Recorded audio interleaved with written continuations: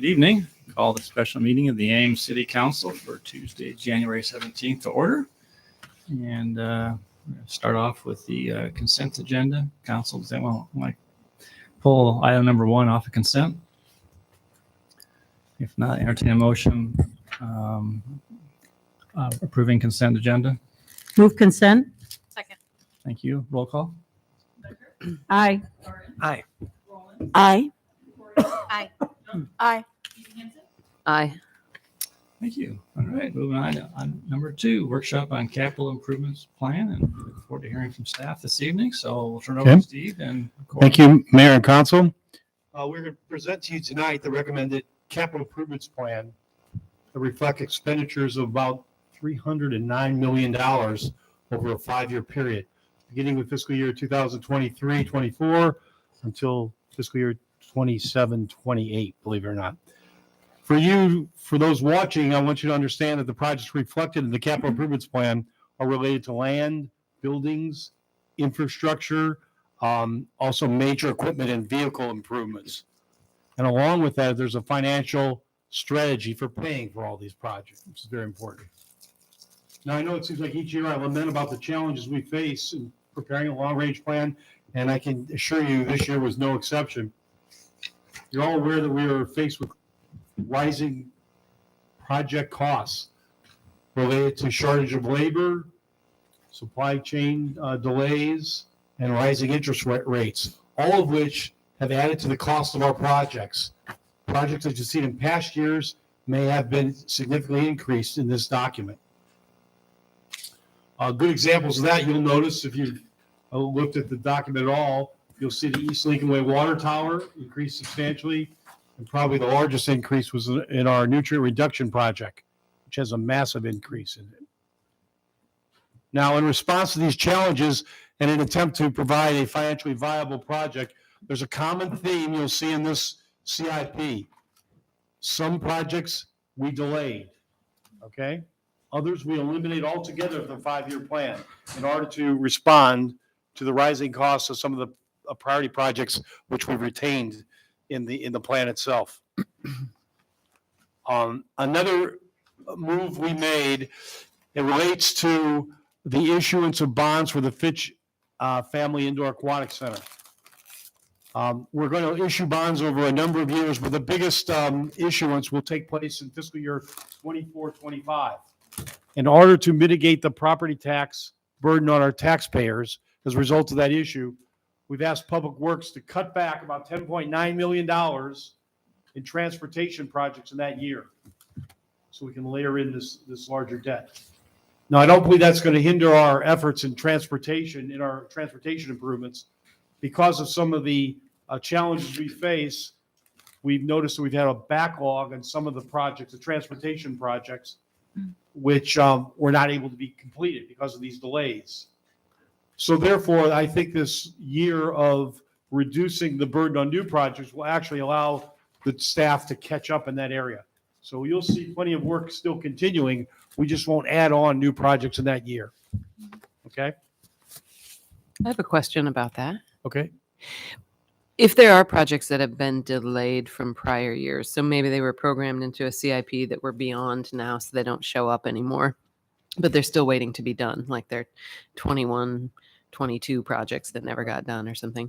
Is there a good way to get a list of those? I mean, because there's no good. Is there point. any other way Yes. to, other than go back to old I think it's CIPs? fair. We can provide you a list on those. Specifically, there might be some utility or transportation projects. We could show you those. Yeah, I'd just be curious to see them because they go by and then. And we don't want you to forget about them, and we haven't forgotten about them either. Yeah. So that's a good point. We will make sure we get a.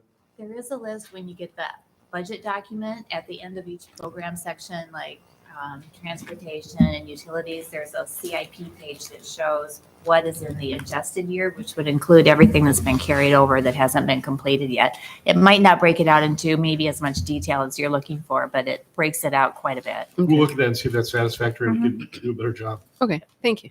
So tonight we're going to take the time to go through some of the highlights, not every page, not every project on the capital improvement related to the capital improvements plan. As you recall, traditionally what we've done is we present the projects not only to the council but to the public. at next meeting, next Tuesday, I think you want to take some time to get some feedback from the public. Perhaps we left out a project somebody wanted. Perhaps there's a project in there that they don't want to see in the plan. So we'll offer input there. You won't be asked to make final decisions regarding the capital improvements plan until the wrap-up session on February 14th. So that's when you'll actually make your final decisions. We always try to keep this informal. We try to move through it according to the chapters in the CIP plan, and please interrupt if you have questions for us, okay? So we start off in public safety, and we start off with fire safety. Chief. Good evening, Mayor and Council. Rich Higgins, Ames Fire Chief for the Ames Fire Department. Tonight, we just have two projects I'm bringing forward. We're going to be on page 9 and 10. First one is for our fire apparatus replacement program. This is the cost increase, just as Steve was alluding to. Markets in the fleet industry are all over the place. So right now, we're looking at a 12% increase in the cost to replace Engine 2, which was in 2010. It's a 13-year-old apparatus. Our fleet replacement program has us keeping our frontline apparatus for 15 years and then keeping them. We'll do some refurbishment work, then keep them for another 10 years after that as a reserve apparatus, because we need to have a dependable vehicle to make sure that we can always respond to any calls in our community. We're also looking at build time. Our current engine that you guys approved back in September of last year, we originally had budgeted $747,000.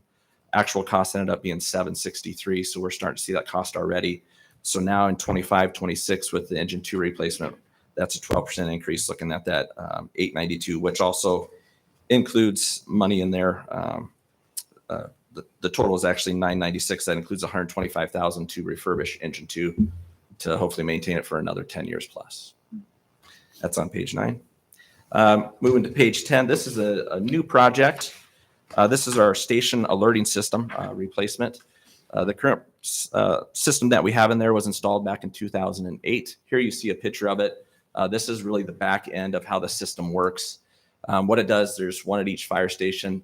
When that call comes into 911, dispatch gets on the phone, answers the question, asks some questions, enters that information to the computer, hits one button, it gets sent to our station alerting system. Lights go off. We get the address gets printed out in the station, in the rooms of where that call is at. And then we have some acknowledgement buttons. There's it mutes the TV. There's some features that shuts off gas to any gas appliances in there. Unfortunately, as that system gets older, some of those, we've lost some of that functionality. Here you can see we've worked with IT. We've had to do a little makeshift control center in the back. We have wires coming out of the cabinet, which normally should not be there. This is get the system working the way we need it to. IT is not too concerned. They've been able to make it functional for us. But we are delaying some PC replacements at station 2 and 3 because of the lost functionality that we're experiencing. For example, this is a big one in each bedroom. When a call comes in, there's a red light that comes on, and then you hear the automated voice telling you what the incident type is, where the location at, what unit's going to respond. Additionally, on this screen, you would see the address and the nature code, what type of call it is. When we replaced the PC at station number 1, we lost that functionality. So we no longer get to see where that address is at. It's a functionality piece. It's still operational. That's why we put it at the 5-year mark. It is something that needs to get replaced. But we are missing some of those features of muting the TV, the acknowledgement button that we push to let dispatch know that we received the page, the gas shutoffs. And then one of the things we're looking to is this system does not have built-in redundancy. So the fiber that comes into fire station number 2 runs through the intermodal facility. If that fiber gets cut or the intermodal facility loses power, we lose our dispatch coming into the fire station. Now we do have backups. We're not going to miss calls. Dispatch, they'll hop on the radio. We still have a backup to that. They can set off what we call our old tones. They'll call into the fire station or we'll hop on the radio to make sure that we don't miss dispatches. But it is a system that we need to replace, and it's at a substantial cost at that $283,467. I have a question on this. So we've talked about cybersecurity issues, and as we upgrade systems, we're thinking about cybersecurity improvements. Is this an area where IT is also looking at making improvements?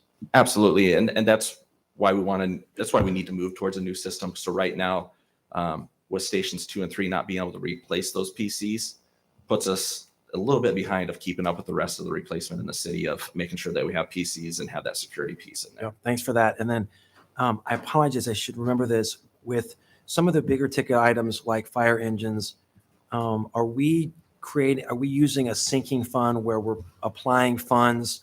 No. Not a Those sinking large fund areas for we this. bond totally.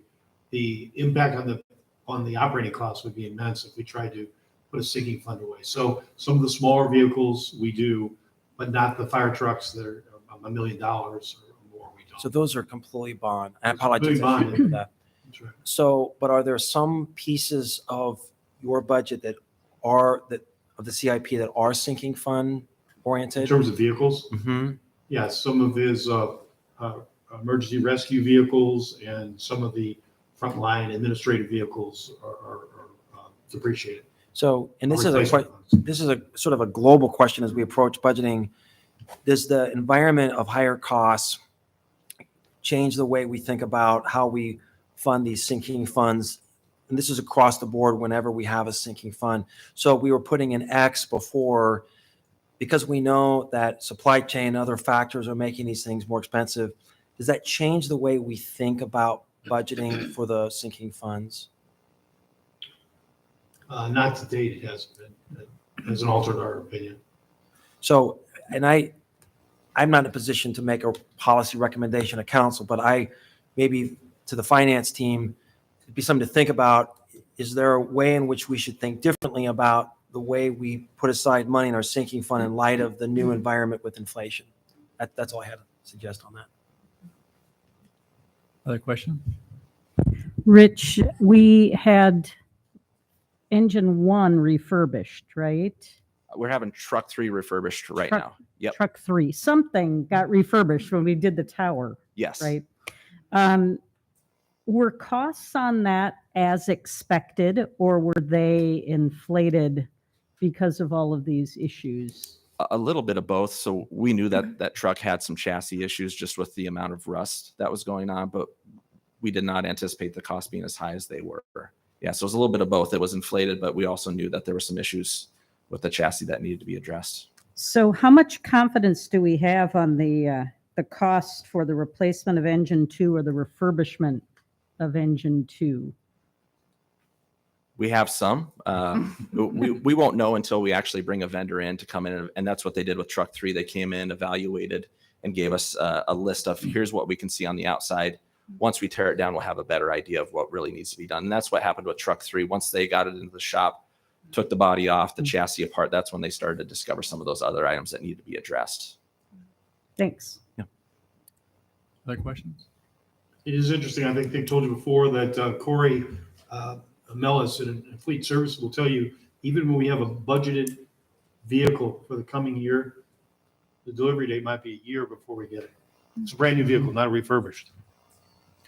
So, and obviously the costs could go up from there too. So to be certain on anything right now is not a certainty. Yeah, engine 1 was a 20-month build out time. I spec'd out the exact same engine, and right now they're at 36 months for a build time. So all your engines have computers that are linked in and has the address and has all information, correct? Correct. Yep. So is this station alerting system replacement intertwined with that? And is that also at jeopardy, or is it just more or less inside the station itself? It's really inside the station. So in dispatch, the computer aided dispatch that goes out, it goes to multiple points. It goes to station number 1, goes through the radio system, and it goes out to each apparatus with a mobile data terminal on it. So it's really firing multiple locations. So this station alerting software our system will not impact our apparatus. That's coming directly from dispatch. And it says, so that's obviously that's very important because you got your firefighters out there wanting all the information and all the data in the truck. So this is not being jeopardized by the delay of 5 years for this project. Correct. It's not. And it talks about dispatching of ambulances. It says with continued ability to dispatch regularly ambulances is estimated. Is that at jeopardy at all, or is there concerns with that? It's under the same umbrella that we are right now. We actually host their server at Fire Station number 1, and so they're not, the functionality that they have for Mary Greeley is only that it goes over the radio system. In the stations, there's a lot more components that are tied to the dispatch, such as the illumination of lights in bedrooms, hallways, the muting of TV, the visual display of where that address is at. Mary Greeley does not have any of those functions. It's only radio. So we're okay. They're okay. They're in a good spot. They are a partner in this. So when we go to replace the station alerting system, they would also be brought to the table and be a part of that replacement program. So the ability to dispatch is not being jeopardized whatsoever. It's just more or less understanding where the call, where you need to go to in the station itself is being jeopardized. Is that correct? Yeah, it's some of those things that we've grown accustomed to, of being able to have the light come on, look in your room where that address is. Right now, what they do is at Station 1, they don't have that feature anymore. So they run down the apparatus, see where the address is, reference a map, get their gear on, then go. They always want to know, you always need to know where you're going before you get into the vehicle. So that's the only functionality that's really impacting that. And I can't say that that's slowing us down at all. It's Okay. So response time isn't being jeopardized at all. correct. Okay. All right. Thank Anything you. else? All right, we'll move into utilities. I Thank think you. Yeah. Electric's up next. Oh, it's not utilities. Yeah, it is electric. Don Com is probably here. It's coming If he's not eating, he's here. up. Oh, he is. Oh, there he is. Mayor, ladies and gentlemen, Donald Com, I'm the Director of Electric Services. Good evening. In walking through the electric, I usually set my format up in kind of a unique way, so let me touch on it just briefly. Make sure I can move the slide. So what I try to do with this is I basically break it up into 4 general categories. The first one's called beneficial electrification. Those things, they may include things like advanced metering, things like that, that's going to move the utility forward. Transmission, the high voltage wires, distribution, the low voltage wires, and then within the power plant, I'll talk through each of the plants, the projects associated, and then other generation related stuff. Over the next 5 years, we're looking at, if adopted, spending roughly about $25 million on capital improvement projects. Moving into beneficial electrification, let me explain the sheet a little bit.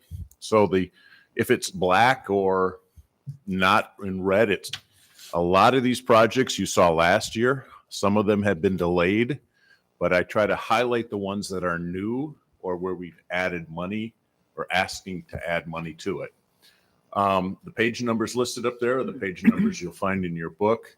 And then I try to show over on the right-hand side the fiscal year 23-24 recommended budget, and then how much does this particular grouping, what part of the overall 5-year budget is this? So in this particular case, advanced metering infrastructure you've seen before. Electric vehicle infrastructure, this is where we're going to be adding and including more charging stations in and around the city. We originally came to you with $200,000 in 3 years. With the climate action plan and moving in those directions, we see that electric vehicles are a critical aspect of transportation and reducing greenhouse gases. So we've added actually $200,000 in the remaining 2 years to continue to add that. As a side note to that, with the federal programs and state programs, we're also looking at funding through those that could offset us having to spend some of our own dollars. On the transmission distribution, there's only one transmission project. This is something that's kind of ongoing. I won't spend much time on that. I did highlight street lights and line relocation. We added some money to this 5-year project. This is where we're working hand in glove with Public Works. So when they're doing a road project, we've got money in there to move a power line, put up new lights and things like that. The reason why we added money to this particular one is for lighting at Grand and 13th.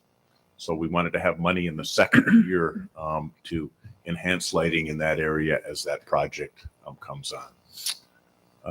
Let's see if there's anything else worth mentioning here. And if you have questions on stuff that's up there, feel free to.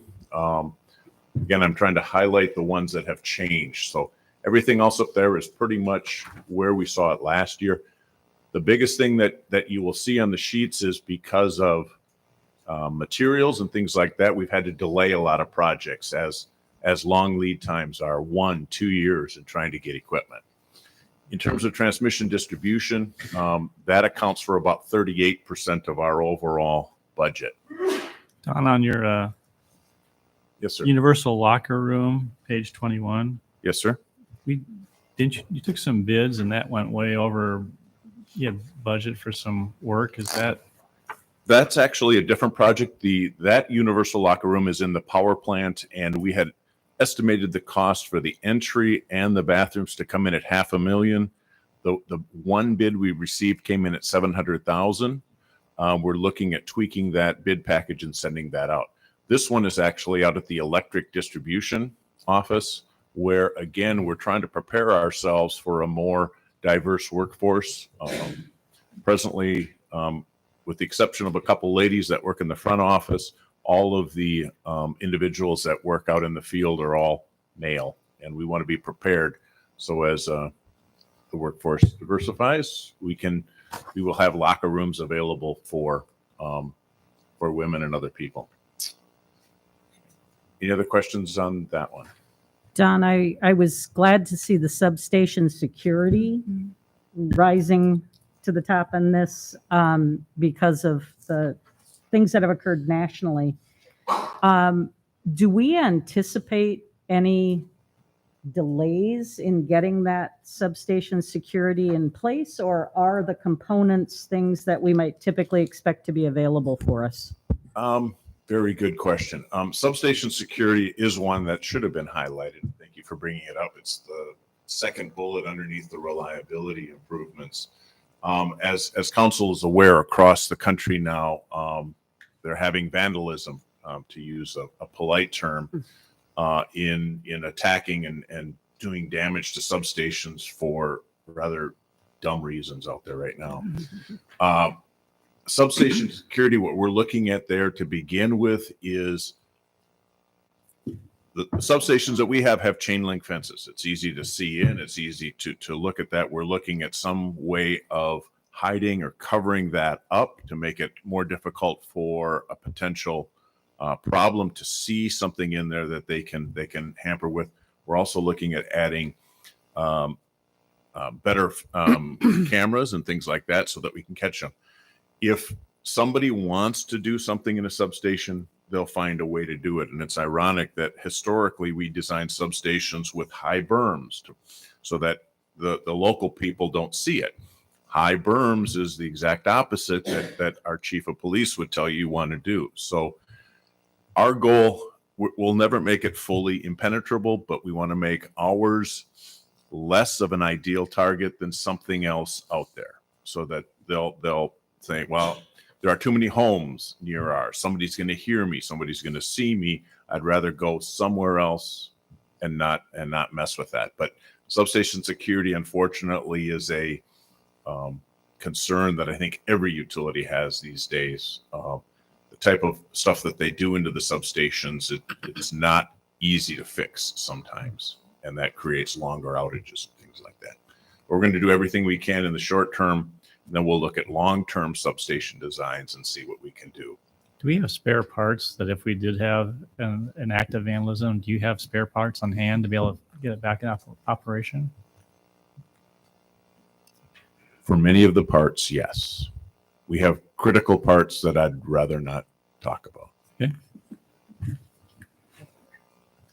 Don, as we're making these changes on some of these lines, is there an effort to bury some of these or go below ground, or is it all going to be above? Let's look at some of these here. So what you're talking about, that obviously the transmission line will continue to be above ground. Mortensen Road transformer protection, that's actually inside the substation, so it's going to be, that'll all be above ground. The reason I'm asking is your ratio got us all a lot more sensitive to where there are opportunities to bury lines. And it's cost effective to do that. Is that something that you're thinking about as you're making these decisions? With all of the projects that we have, they're basically inside substations. What we do require is on all new housing developments, all new distribution lines, unless there's a better reason to do it something different, all of those are built Right. underground. Now, we've, as a department and with city management, talked about should we start going back in and possibly undergrounding existing. When we've talked to, and this is a couple of years ago, right after the derecho show, and when we told them, presently where we've got overhead, they're in people's backyards. To come in and put underground, you're typically going to be in their front yards, and whatever trees are there, you'll probably lose them because we trench right along the front. When they said that, most have said, well, then I don't want to, I would rather, because it's in the older neighborhoods, we have mature trees, beautiful growth. So we have not really addressed that anymore since then. But all new things will be built. And that's what I've seen, new subdivisions. You're saying that you're not saying those lines, it's below. And the final question I have a couple people asked me about, so I'm very supportive of adding additional EV chargers. I think from our climate action plan, this makes a lot of sense. But a couple people have asked me about, is there a tipping point where we can increase the EV charging capacity where it starts to have negative consequences in terms of our ability from a transmission perspective? And if that's too big of a subject, too big of a question, we can do that somewhere else. But is there a quick answer to that? The quick answer is, and this gets back into the advanced metering infrastructure and rate design, and one of the code modifications that council, I think, is going to do a third reading on, where we, through rates, strongly encourage off-peak charging. Right. If people can charge after 8, 9 o'clock, it does not impact our generation. It does not impact our wires. It doesn't impact the transmission system. So it's really comes down to educating the customer, and through rate design, encouraging wait to not plug your car in, but wait till that charging starts after 8, 9, 10 o'clock at night. Into the evening hours, there's plenty of capacity, plenty of energy able to do that. It's if everybody wanted to plug in at 5 o'clock at night on a July 25th is where then that would drive our peak demand, and then we have to worry about new generation, et cetera, et cetera. Okay, thanks. Yeah, it's a huge subject, but thanks for that answer. Yep. Is your question related to generation, or is your question regarding to the transmission lines and overloading the transmission lines? Yeah, I apologize. This is a bigger question, but obviously we're kind of CIP. This impacts the decision on EV charging and some of these equipment. So, but I think this is too big of a question for the space. But thank you, though, Don. Looking at the power plant, I'm going to start off with the combustion turbine improvements. So I have the first one highlighted. It's called inlet heating. We have one of our units put in I think, 2005, just before I got here, that was originally earmarked for Saudi Arabia. So imagine a Saudi Arabia unit brought to Ames, Iowa, and it's not set up in the wintertime when it gets below about 35 degrees. The inlet air has moisture in it, and it has a propensity to freeze and create ice chunks. And the last thing you want to do is send ice chunks through a combustion turbine. We have not had to worry about it. We brought this project up probably 10 years ago, kept looking at it. And quite frankly, at this point, we don't need the capacity. We're capacity rich in the wintertime. Summer is a different story. So we've only used that unit in the summer. Well, MISO, the organization that we belong to, is now starting to say, we want more capacity in the winter. So we're starting to look at that, and it's not a project we need to do right away, but we've got it in our 5-year plan so that if MISO requires that generator to run in the wintertime, we can move in that direction. So that's a new one. Everything else on there is updates and improvements to existing equipment out at our combustion turbines. And reminding you again that the combustion turbines are our peak generators. They start very, very quickly, and they're there during emergency conditions. Side note to that is we actually tested this last year. This is kind of, you brought up derecho, and we tested it that we have the capability to what's called black start. By that, that's the term used in our industry to say basically if the lights go out all over, we don't need a source coming in on any of our transmission lines. We can start that unit, feed it back to the downtown plant, and start picking things up, which is a huge reliability benefit that we did not have pre-derecho. Unit 7 is one of our baseload units. It's at the end of Main Street. The one thing that we added here, we have a minor overhaul where we kind of open it up, clean it, and close it. And we'd like to do major overhauls typically at least within 10 years, but 5 to 10 years. So we've started adding the major overhauls out in the later years. In 23-24, the power plant budget is in that $4.2 million, and it represents about 50% of the 5-year budget. And I'll go through the other units quickly here. Unit 8, the only big change there is like we've added a turbine major overhaul on 7. We're also adding one on 8. The key with that is you've got to order the parts early. You want your turbine blades here. You want all of the parts that you're going to change out. So when they open it up, it's like doing surgery. You don't want to start a surgery and then realize, oh, I don't have the right whatever. And so we want to make sure that it's on hand. So when we have it open, we're not sitting there leaving the power plant or the turbine open, waiting for a part to arrive or things like that. So we've got long lead times on our turbine parts. From an infrastructure standpoint, no new changes there. Other things related, so on the fuel to waste system, one of the things that we've been finding here recently is, at least over the short term, our permit requires us to burn a certain amount of natural gas with every ton of refuse-derived fuel. And we've been using kind of well, if we do 4 cranks of this, that's about a ton, so let's do this. And we're finding that we're getting closer and closer where the amount of RDF and the amount of gas are not matching up right. So to keep us within our permit, we're putting in more gas than we think we need to. And if we can create an RDF weighing system, that will allow us to burn less natural gas before we move on to a waste to energy type facility.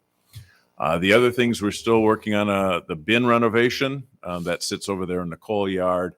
And we have an old coal yard. That one may get put on hold as we look at our waste to energy responses or how we move forward in that with council's direction.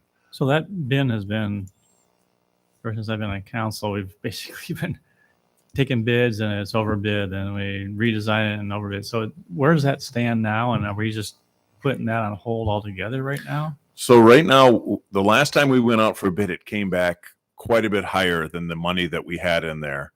And it got staff to thinking, okay, what is the true long range plan? Are we going to make this bin, design it to last 25 years? And that rolls then into the waste to energy study that says, okay, under the waste to energy study, is this where we're going to process it? Are we going to go to a mass burn? Do we need some kind of different bin system?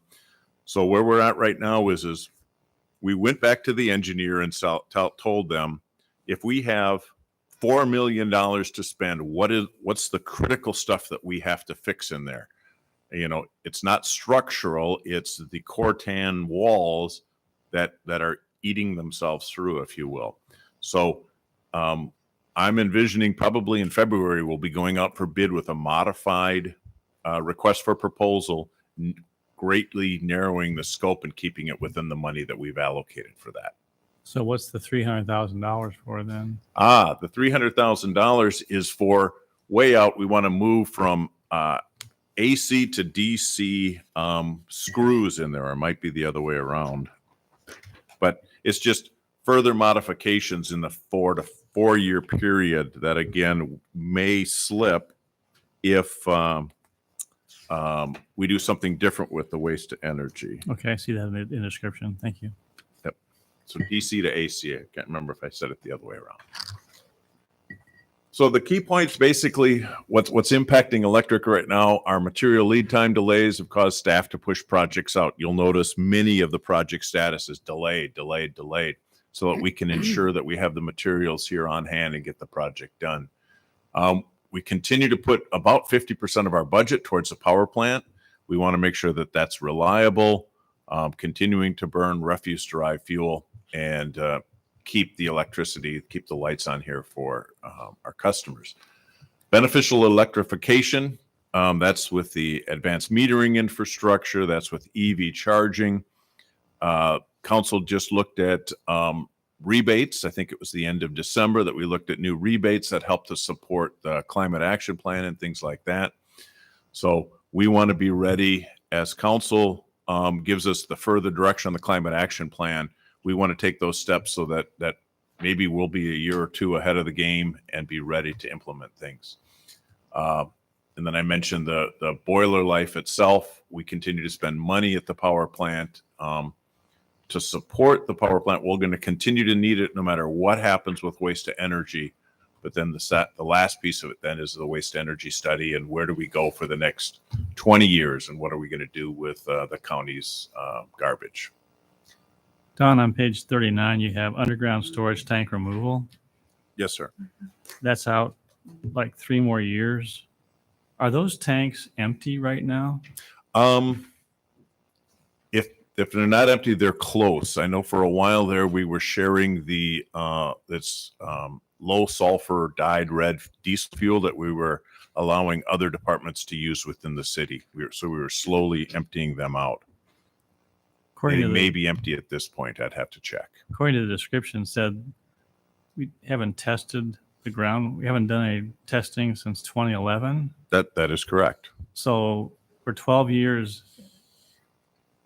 on tanks that were put in 1982, does it seem prudent to be monitoring those? Because obviously to do some testing to see if we're having any leaking. I mean, you're right. It says contaminate the groundwater and involve costly cleanup. I was just curious in terms of what the thinking was on that, because I mean, we have some wells. Do we have wells around there too, water wells? I don't have that information tonight. I will find that out and follow up through city manager's office. That's on page 39.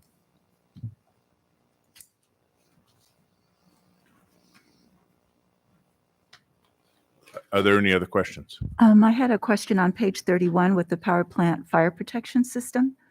It says delayed, but then as you read the information, it sounds like it, in order to be compliant with what our insurance carrier is recommending, that we really do need to do this. So, and it is in 2023, 2024 budget. So I didn't know if the delayed and that, like, which So, is it? yeah. So part of the delay, if you notice on the sheet, we have some money in the 22-23 budget. Yes. That was actually carried over from 21 to 22. So there are components of the power plant fire protection that we keep. We talk to our insurance company, for example, our past insurance company recommended putting water on an oil fire around our bearings, which may put the fire out, but it would completely damage the turbine. So we're kind of saying there's got to be a better answer than doing that. So we've been, as we go through these projects, when they recommend something, we'll either turn to General Electric and say, does it make sense to put water on hot metal, and trying to work both with the original equipment manufacturer and then with the insurance company and see if we can come up with a workable solution for all of us. So Okay. there's some give and take in all of that. Okay. So that's what's happening with that. Okay. So funding, some funding is there, but it's being delayed. So both ma'am. things are, okay, When thank do you you. anticipate it being fully operational? The fire suppression, Well, yeah, your page 31, power plant fire protection system. it's actually a series of different components. So one year we put a Cardox system out at our gas turbine site where you would basically inject CO2 into the space. And so it's not just one item. So one year we'll look at fire suppression on bearings, for example. The next year we'll look at probably fire suppression, maybe at resource recovery bin. So I can't say that we'll ever say it's done. There'll always be another project. And can you put fire suppression here, or how are you going to prevent a fire in different locations? Well, I was just looking at a comment. A serious fire in any one of the systems could force the outage of Unit 8 or 7, 7, 8, or the entire power plant. I was just curious, what is that still a risk now? And what's being done to try and So, like I said, we continue to do those components, and there are pieces that if a fire occurred in certain locations, it could take the power plant down for a indefinite period. So, for example, a fire on one of the transformers would basically knock that transformer out probably for a year. Now, we have some limited fire suppression on that. There's a fire suppression system put on there. But depending upon where the fire is and what kind of fire, it could take out. There are certain, again, components that it would take a while to replace. So how would that impact rates to our ratepayers if we have to go to MISO and buy all the power online and we can't have generating capacity? Is that going to be is that a concern of yours, or that be a big issue? Or? From an energy standpoint, it's actually cheaper to buy from MISO than it is to generate here on the energy side. From a capacity standpoint, you can go with 1 year. So in other words, even if heaven forbid, the plant went down or a unit went down for 1 year, you continue to carry that capacity. Okay. MISO then has an auction, a clearinghouse each year for capacity, and then it's whatever that clearing price is. The alternative then would be we could go out to an individual utility and negotiate a contract for 1 year or 2 years and handle it that way.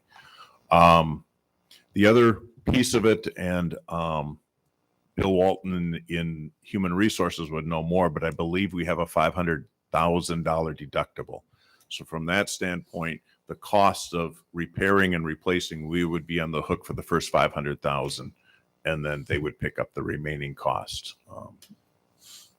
So I don't know if that answered your Yeah, question. I did, because I've heard you say before that if we didn't have enough capacity generation, we really get schwacked by MISO because they want us to have the ability to generate and be self-sufficient. And if we lose that, I was just curious if that's going to have a huge impact on our utility customers. But you answered the question. You have a year grace period if something catastrophic happens, and potentially you could be doing okay otherwise. But obviously, still, we don't want it to happen, but just trying to think of what's the implications if it does. Having the capacity is vastly important, but the day-to-day to serve our customers is the energy side. And we happen to be sitting in an abundant region of wind and other generation with 3 tie lines. Electrically wise, energy wise, we can continue to serve our customers. So it can be backfed very quickly. Yes, sir. Any questions, electric? All right, thank you, Mr. Khan. Thank you. Thank you, Don. Water production and treatment, John Dunn, it's page 42.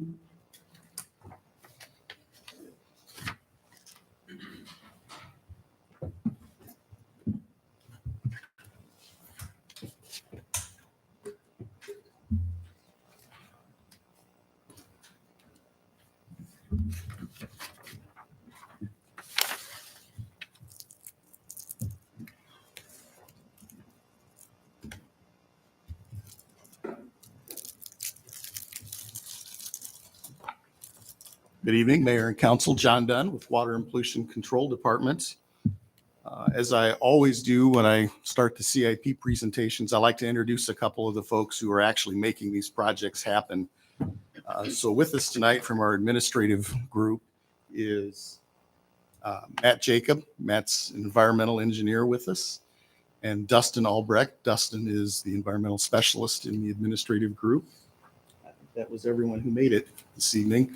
But they are implementing the vast majority of these projects. So as I'm describing them, Matt and Dustin are the ones with a lot of help from the superintendents in the plant as well, who are making these projects happen. So we'll start on page 42 with the water treatment plant. And the first project is actually on page 43.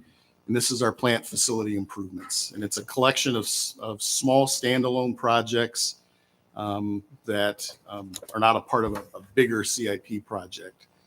So a couple of the new things that are included this year is a project to address the condition of some of the pipes in the old high service pump station. This is over at the location on East 5th Street. And then there's also a project that has now rolled into the 5 years, and that's to replace the supervisory control and data acquisition servers, or the SCADA servers. We budget those for routine replacement every 5 years, so we have money in the current year to replace them, and this would then be the next rotation of those server replacements. As Steve mentioned, there were a number of projects in here that we opted to delay by 1 or 2 years. We tried to note those for you in the narrative there so you could see which projects were delayed. But I can assure you that none of those are things that are significant jeopardy type of projects for us. We evaluated the risk. We tried to time replacements with when we think that they're going to be needed, trying to maybe be like a half a step ahead of when that need comes around. Page 44 is our physical and cybersecurity improvements. The bulk of these projects are coming out of a 2020 vulnerability assessment that we completed. The projects included in there were upgrades to security cameras at the water plant, and then also looking at various upgrades to the remote locations, so wells, booster pump stations, elevated tanks, looking at doing access control, looking at cameras and lighting improvements. We're actually doing a pilot right now in one of our locations with Iowa State and the ARA net. You may recall that broadband high-speed internet, looking to see if that's a network that has the capacity to bring high-quality video back into the plant for us. Page 45 is the advanced metering infrastructure. This is the project that's converting us over into that industry standard for automatically reading meters. The change here is driven by the fact that for nearly 18 months, we could not receive water meters. And so instead of just rolling that money over behind the scenes, what we did was we picked up the money from last year that we didn't spend, and we've put it at the end of the project. And so that's why last year we would have shown this project ending in 23-24. Now we're showing it concluding in 24-25.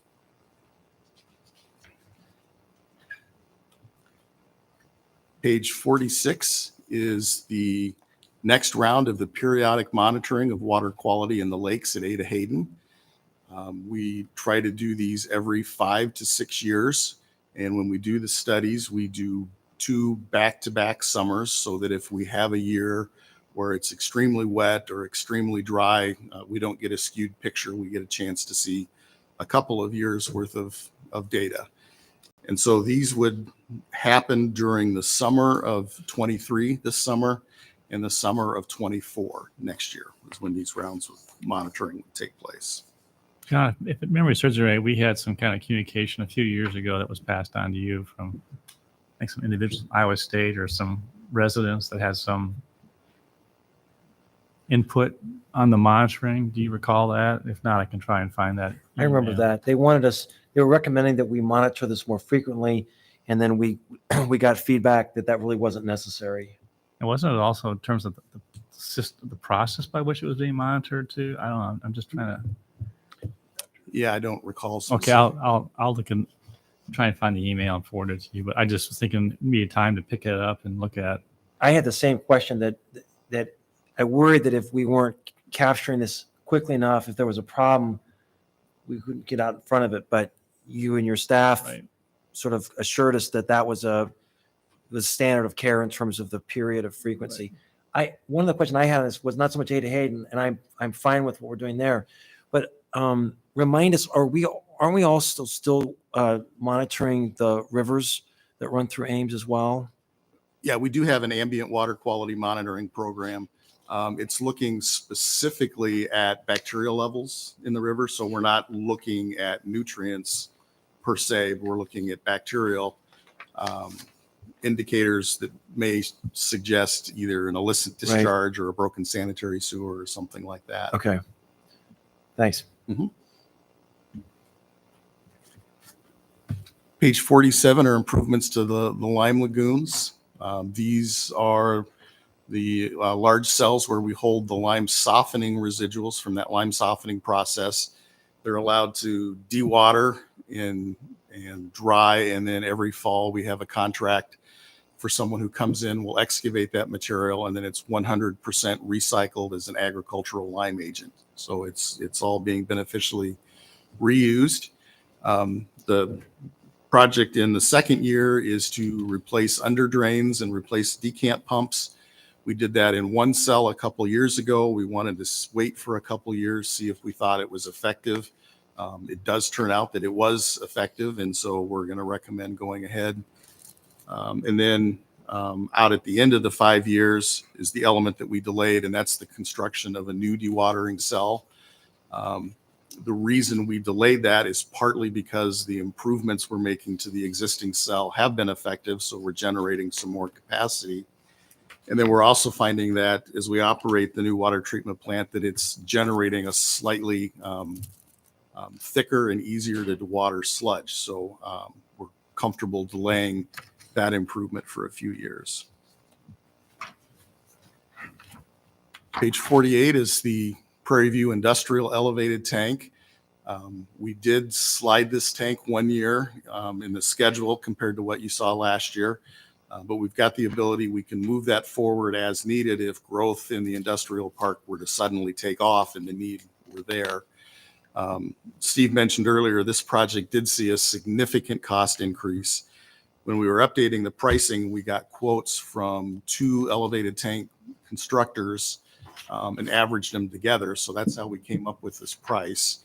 One of those commented to us at that time that in a 2-year window, the price of plate steel that they were buying had tripled, and that delivery times had gone from about 5 to 6 months to 15 to 18 months to take delivery on the plate steel. So on that, we've had lots of conversations about, do we run utilities and provide infrastructure in advance of development there, or is it done in response to development? And I think this is a difficult task for us as a council to think through that. I don't really understand the role of an elevated tank. It's different than providing water and sewer, I think.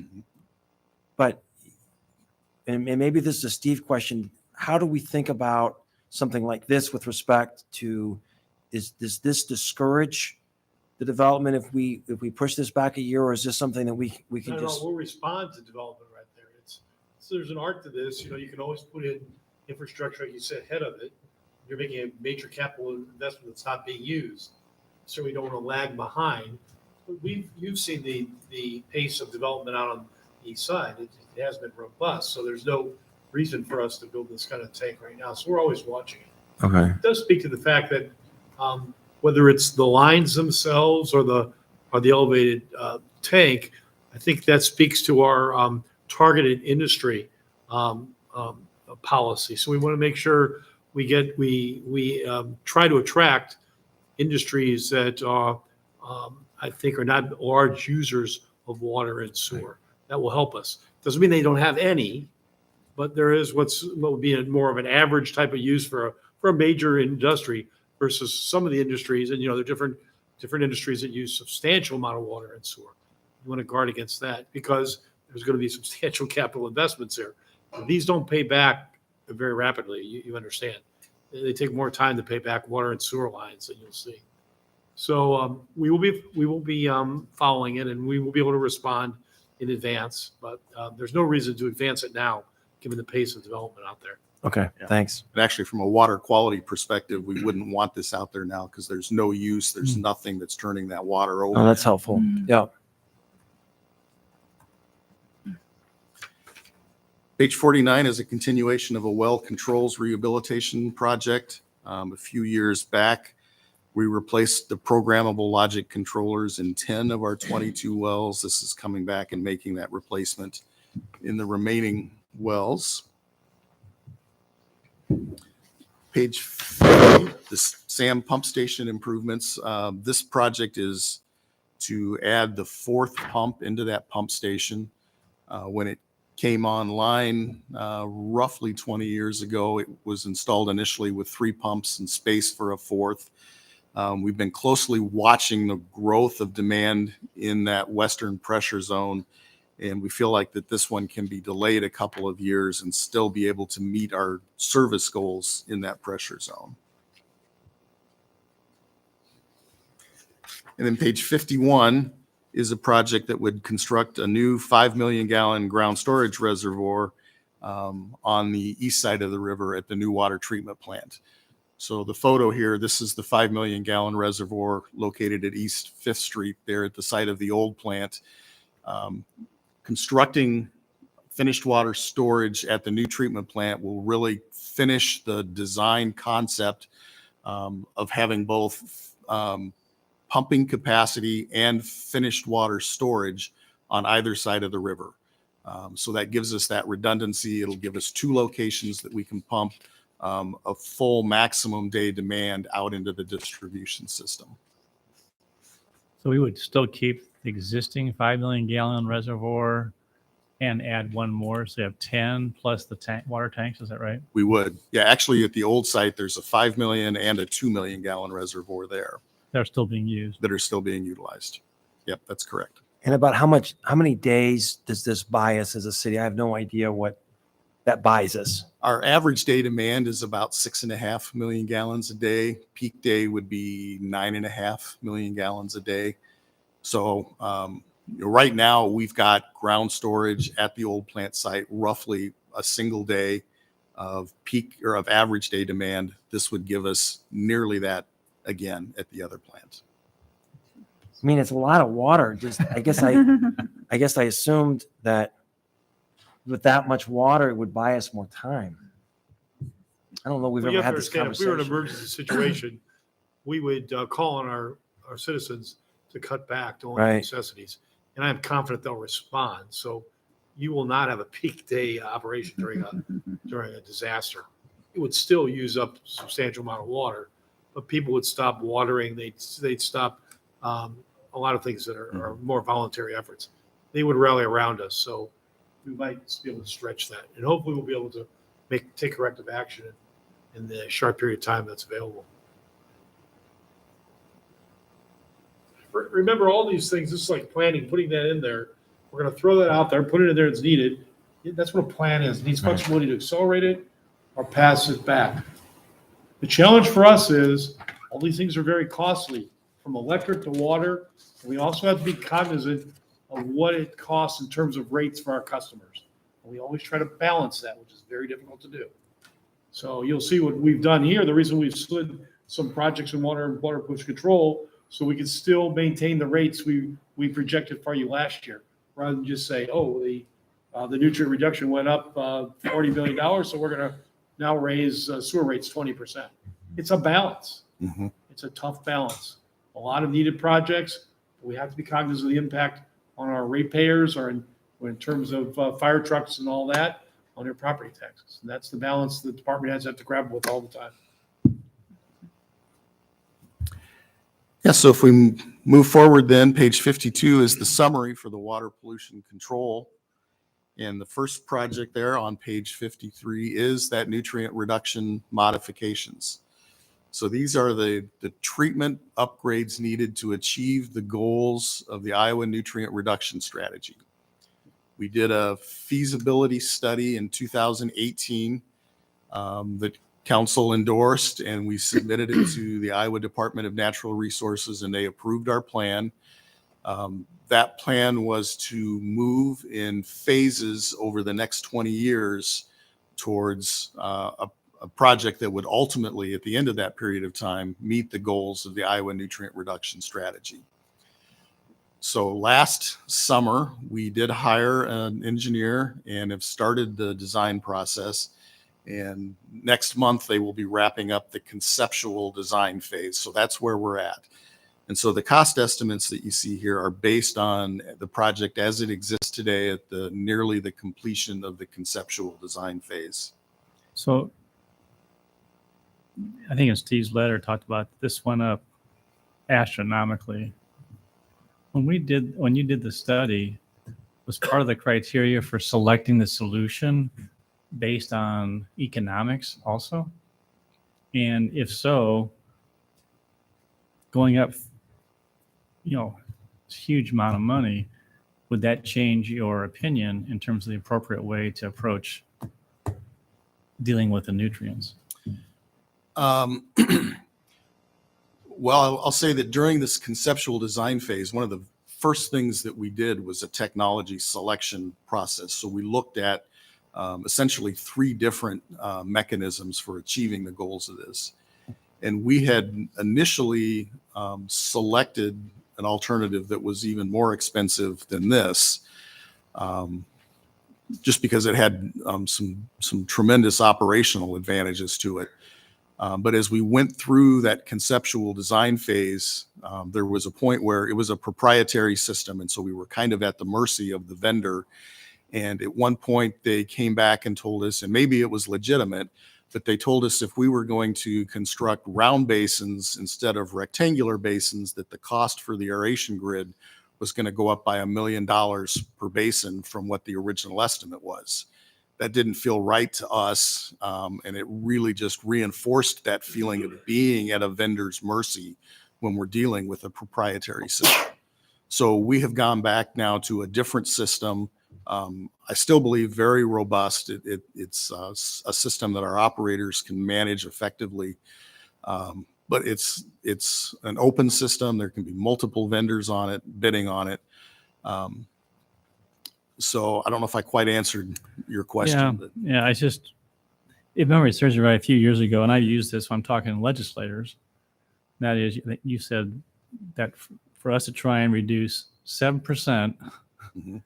of the nutrients going into only 7% is what's contributed by the wastewater treatment plants.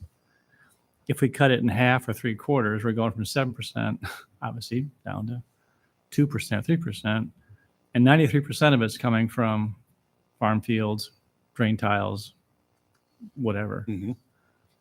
So at that time, you said it was a $1 to $1.5 billion investment in the state of Iowa. Statewide. So that now has maybe ballooned to $3 billion. If we're going up this much, I think legislators need to understand that what is being done is coming at a huge price, and part of it is coming from property tax controls and all those other things. They want to keep the costs down. They need to understand what is happening and what we're seeing on the ground. It's just this is just mind numbing to me how much, almost $80 million being spent to do an infinitesimal amount of impact. So I'm just looking for some talking points, not with you, but more or less down at the State House to explain this is what's going on and this is what Ames is. This is real time, budgeting. So. Yeah, and I think one of the talking points is we can't do it all ourselves. Point sources, wastewater systems, if we want to try to move the needle on nutrients, we can't do it by ourselves. Yeah. And we'll talk in just a couple pages here about some of the success that we're having working in the watershed, trying to get projects, structural projects on the ground that'll make a difference. And that's what we need to continue to push. Which begs the question, is there other ways to do it and not do the plant upgrades and do it by buying ground and doing more buffer strips and bioreactors and that kind of stuff and actually having more of an impact than what we're going to do with the plant? Mm-hmm. A couple of things to keep in mind. It won't make you feel completely better about a $77 million project. But the design life or the design year in terms of capacity for the WPC facility was 2010. So we're 12 years past the capacity design point. So a part of this project is increasing the capacity of the facility. So we're going from about a 12.1 million gallons per day wet weather flow to an average wet weather flow of, I think, 14.6 or 14.7. So we're picking up some capacity. Part of the timing of this project also had to do with the remaining life of the plastic media inside the trickling filters, and that needed to be replaced. And post-COVID supply chain issues, we were estimating that alone at $8 million. So that's probably, an expense that is ballooned as well. So how about if when Prairie View takes off, our 2040 plan, growing 15,000 residents, and potentially industrial development, going from 10 to 14 or 11 to 14 million gallons, is that a lot? I have no frame of reference. Is that going to allow us to bring in some, larger industries and also accommodate residential and commercial growth in our community? Because this is what's this, a 20-year or 25-year? It's a 20-year plan. So what they did when they were projecting that forward is they looked at our growth in demand and growth in population, backwards projected that forward. Mhm. They did have the 2040 plan available to them, so they knew what we were projecting going forward. And then on top of that, they've held an additional, I think it was 1.5 million gallons per day of additional capacity for industrial growth.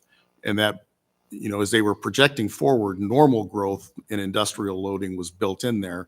This would be for kind of an incremental growth outside the trend, if you will. And there's times where we're having people come to us and they would want to use all that up to start with one project. Right. In the site plan that you see up there, one thing I'll just point out, and it'll be a preview towards an item that'll be on next week's council meeting. But as a part of this design project, we spent a lot of time debating the issue of where to put the new aeration basins. And those are the yellow and red rectangles that you see there. Where they're shown there is actually over the existing footprint of the administration building. And the reason is because putting them in other locations, such as, the next most likely spot would have been over here to the west of the pump station. There's large diameter, deep process piping that's buried in there. The electrical feed is in there. The plant electrical service would have to be relocated. Underground fuel tanks would have to be relocated. And then as you move up from this roadway right here, this is a significant hillside, and the dirt work alone was going to be a significant issue. So what we are looking at doing is relocating the administrative building up here so that the aeration basins can be built in the footprint of those. And what they've told us is that it's an almost, not quite, but almost even trade dollar-wise to move that administrative building. But what that gives us then is in the future, when an addition has to come on, it can go right on the end out here, and we can keep the operational scheme of the treatment facility tidy, compact, and consistent for the operators. How that feeds into the item I was referencing for next week is we had an architect under contract to do a renovation of the administration building. Now that we're moving that, obviously, we're not going to spend any money inside that building. So we do have a change order coming to eliminate the balance of that work.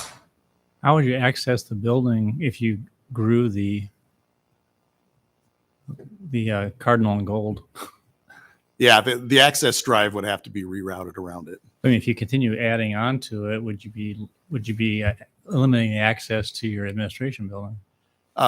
It would have, right now, we're probably not going to relocate it, but in the future, if we did have to expand, we would just push that road further to the east, and you would just So you won't drive around. You won't get into that Discharge Creek area. It might. Yeah, they're going to be looking at that right now as a part of this project. And did you evaluate going above 14 million gallons per day? Like, would it be an incremental cost to go to 16 or 18? I'm just trying to think, as a Prairie View, I hate to see us get boxed into the point where, we wish we would have had a V8, so to speak. We would have actually thought about doing a little bit more, and it wouldn't have been, I mean, my God, 80 million is already a lot, but if it, say, goes up under $10 million, but you can get a lot more capacity because you're just doing, I'm just trying to, And then you have to marry that with a water plant, obviously. But I was just curious, was that being evaluated too? We talked a little bit about that. One thing that we could do if we found that we were needing more capacity sooner. Right now, the second phase of this project is envisioned to be about 12 years out. We could accelerate that project and pick up that extra capacity then. Or, if we wait the 12 years, if we're constructing half of it now, it doesn't have to be just another half in that next phase. We can incrementally add additional aeration basins on the end and pick up capacity. So what is the overall amount that we could actually have at this plant if you added additional basins then? Oh, I don't know if we've ever tried to estimate what an ultimate capacity on the site would be. Yeah, that's something we haven't tried to estimate. This is really way out there, but I'm just trying to think with this kind of investment, we would be short-sighted. Not that you aren't, but just maybe short-sighted not to be asking the questions and thinking through how can we get postured for what may be, additional growth and needs from an industry. And but you say we can't produce the water, well then we're kind of that's our choke point. That was all. Yeah, it's and that's why we added the 1.5 million gallons per day, that incremental lump. It's like Steve said, you're trying to walk that line of estimating how much you need, and we want to try to be a half a step ahead of the demand, but we don't want to be 3 or 4 steps ahead of the demand. So that's our best guess right now as to what would offer us a reasonable buffer. Well, it just reinforces when we communicate with economic development folks what our choke point is and what we can do. And It's the climate action plan, to be very judicious in your use of water. So that doesn't mean you can't have a normal industrial use. no, I agree. I'm talking about that 10% that we've been confronted with some that are Right. excessive, that were unbelievably large demand for a few employees, let's say, or whatever. So Right. just have to balance that again. It's called balance. Well, now we have some numbers to say this is the kind of investment we're doing just to get this much. Thank you. I think I beat this horse enough to death on this one. Well, I think what John's saying, it's more than just meeting nutrient reduction. It's an opportunity to upgrade at the same time, take elements of that requirement and help us upgrade the plant, which is needing upgrading because John always gets mad because I call it the new WPC plant, but it's good all the time. So. Page 54 is our cogeneration system maintenance project page. The single project that's on here right now is an upgrade to the hauled waste receiving facilities. It's a project that's actually authorized in the current year, but we're pushing that back to allow time for the resource recovery study and the food waste diversion to have a chance to mature before we go ahead and try to implement something at the treatment plant. So we're holding about 150,000 in the current year to start design if we progress to that point by June, but the balance of that money we pushed forward 1 year. Then page 45 is that watershed-based nutrient reduction project. This is a project that's investing in water quality improvements in the watershed. There's a number of advantages to doing this. The biggest one that's direct to the utility is that we are able to bank nutrient reduction credits for future changes in discharge permit levels.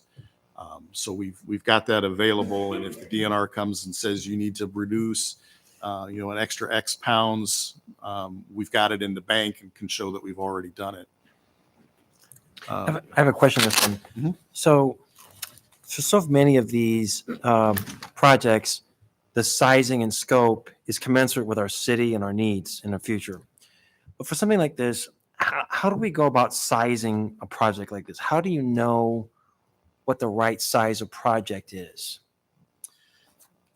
I think the answer to that will have to come over time as we see how successful we are in being able to get these types of projects implemented in the watershed. We've got $200,000 a year that we set aside as a part of the CIP to make those investments. What we're finding right now with our existing staff level, that's probably the most project load that we can take on. So sort of like bike trails, in that we could spend more money on bike trails, but we've got some constraints just from a staffing perspective on being able to manage the projects. Is that what I'm hearing with respect to this? Is from a staffing perspective, yeah, we Right. just Okay. cannot take on more. And also what we're finding is that, and I told you I thought this would happen 3 years ago, and I'm happy to be able to say it actually worked. And that's that we're leveraging our money and being able to get grant money from other partners. So there's a lot of USDA, NRCS, DNR money that's flowing in here to help fund this project. And so you can see over the 5 years, there's $1 million that we would put in from the utility fund. There's another $1.7 million in grants that we're getting. And then not calculated in there is a lot of in-kind contribution that we're receiving. For example, there's a wetland project that we're working on right now that's west of Gilbert. Ducks Unlimited is doing the design work for us at no cost. So we're seeing a lot of partnerships and a lot of folks. If we can bring some seed money and some local effort into it to get the projects going, USDA in particular is bringing a lot of money to the table to help us. And so so are we going to be able to see data at some point that because we did this, we're able to quantitatively reduce nutrients going into the system? Are we going to get that data as a city? We will, because that's how we actually bank it. We have to go through a modeling tool, a USDA modeling tool that quantifies the amount of nitrogen and phosphorus reduction as a result of our practices. And those have to be reviewed and approved by the DNR. So I've had a meltdown over this issue every year I've been on council. I am trying, you sort of did the meltdown for me, John. Thank you very much. But I am burdened by what the impact is going to be on communities who don't have the financial strength that the city of Ames does to weather these kind of increases. It's disheartening. If it made a difference to the Gulf, I'm all in. But if we're just spending money to spend money and doesn't have any impact, it's horrible. And this isn't a state issue. This is a federal issue. And I so wish we could communicate that the horrendous burden the federal government is placing on us, we have no recourse.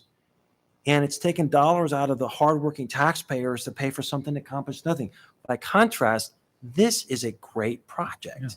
And we're actually moving the needle. We should be excited about this. The contrast between this project, which is a relatively small investment, compared to this humongous investment, it's having negligible investment. It's really quite a fascinating contrast. Yeah, I don't disagree with anything you said. But please, and I won't be on council when this comes back. Please let the council know what the savings are and what the impact is. I think the community would want to know that. Yeah, absolutely. Thank you. Absolutely. John, how do we identify the locations for these watershed projects that we're doing? Is that something that the city of Ames is working to identify, or do we have volunteers coming to the watershed saying, please, we'd like to be a part of these projects? Yeah, so it's twofold. And I wasn't involved directly, so I'm going to talk at a really high level. But first, through partnerships with Prairie Rivers of Iowa and working with the watershed management authorities, they have watershed plans with some target areas to focus on. And so that's part of it. The other part is finding willing landowners who will let you implement these practices on their ground. So those two things going together. And also preview towards next week, you'll get a brief presentation from Story County on the headwaters of the South Skunk River Watershed Management Plan.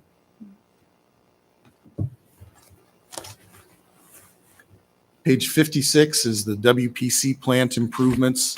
Really only two changes there. One, in the first year is just a small amount of money to allow the plant staff to make repairs to the effluent return system.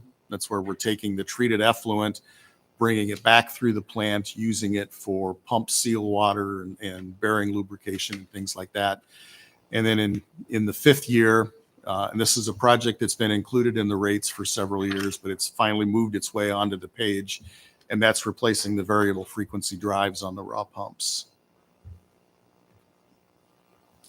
Page 57 is improvements to lift stations. No change in the scope or the timing here, but we did update the cost estimate, and this project, like everything else, went up compared to a year ago. Page 58 is our electrical system maintenance, focusing primarily on the main electrical switchgear in the facility. We're on a schedule of every 6 years doing an in-depth cleaning. This is kind of similar to the things Don was talking about. Go in and clean them every 6 years, and in between come in and just do an inspection. You hit them with an infrared camera, make sure the insulation's good and that everything looks okay.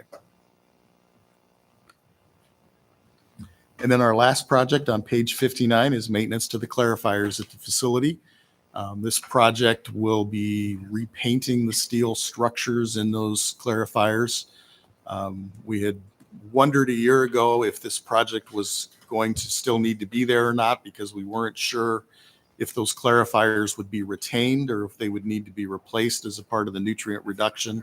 Our scheme has them still playing a role, and so we will proceed with doing the repainting on those clarifiers. And with that, that is our proposed plan for the next 5 years. Questions? Okay, thanks, John.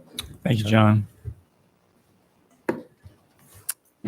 John Joyner, water distribution, I believe.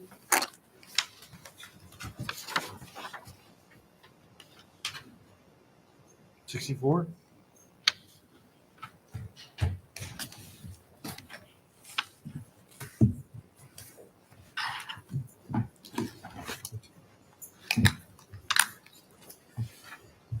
Good evening, Mayor and Council. As we get started tonight, these are some familiar faces, but I just wanted to introduce and thank our division heads. McKinley Ritters with administration here, helping with the PowerPoint and the video that we'll show here in a minute. Tracy Peterson with engineering, Damien Prigitzer, traffic, Bill Schmidt with resource recovery, and Justin Clausen with operations. So thanks to them for all that they do. So as in the previous years, the first thing we'll do is just show a brief video recap of the construction progress that we made this previous construction season. So it's just about a 3.5 minute video.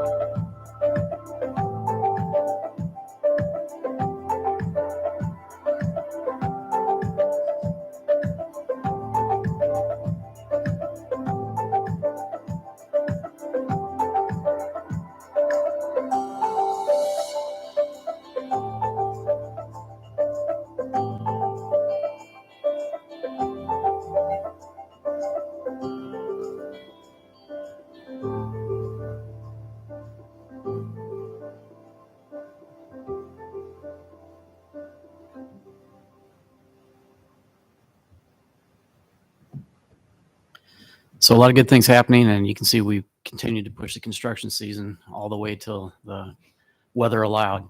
So thanks to Bill Gebhardt and his staff for helping with that production. So we continue with utilities. And as we get started, here's a overview map of the projects we have in the 5-year CIP. So you can see we're doing a lot of projects all over town. So and continuing on, then we'll start with water distribution. There's an overview of the water distribution program. And this is the Ames 2040 water plan. So that was a 2-year plan, both water and sewer utilizing ARPA funds.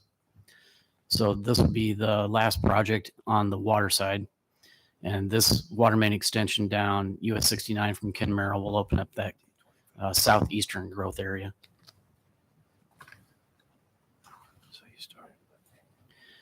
Then in sanitary sewer, there's the overview of that program. And as I mentioned, there's the sanitary sewer counterpart of the water that we just went over. And this is the final year of this program as well. Bringing, as with water, sanitary sewer into that southeastern growth area, as well as then the western growth area.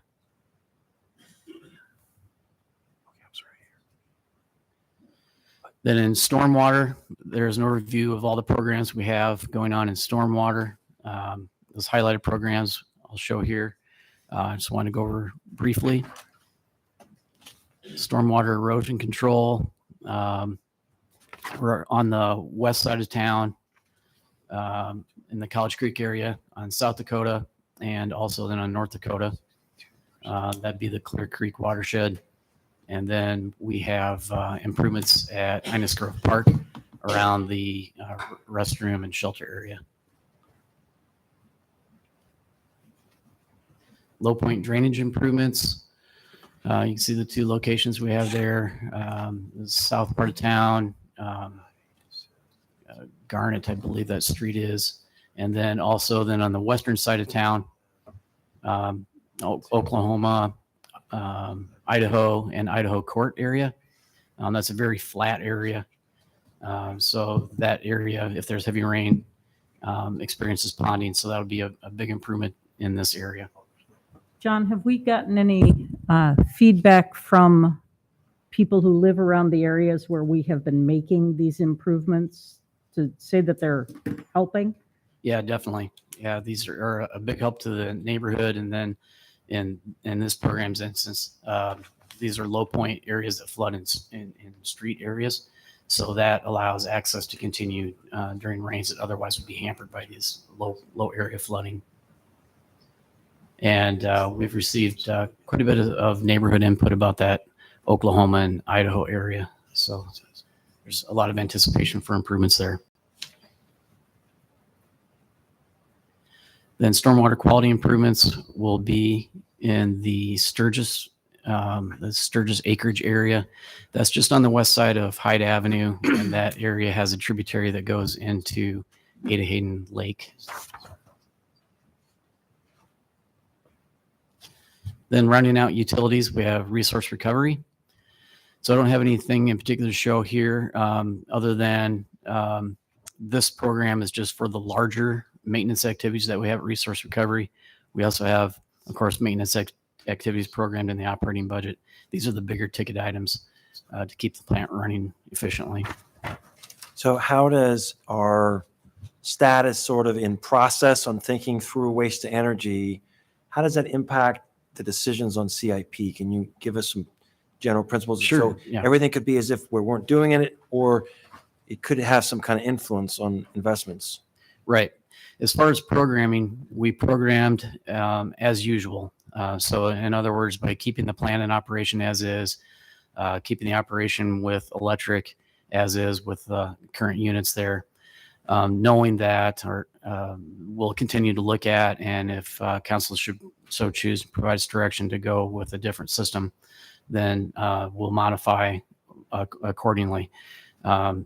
But the 5-year plan looks at maintaining the system kind of in the current status. And could you remind us, when does that come back to council? Well, the team will be getting together here in the next month or two to review the council direction, review what it is that we need to look at and bring back. We don't have an exact date set for when we're going to bring those issues back. Remember, we hired another Right. consultant to look at that. Is it the fourth option or fifth option? So that's gonna set the timing. I don't remember when that's gonna be completed. Yeah, See the viability of that as an alternative. Remember that one?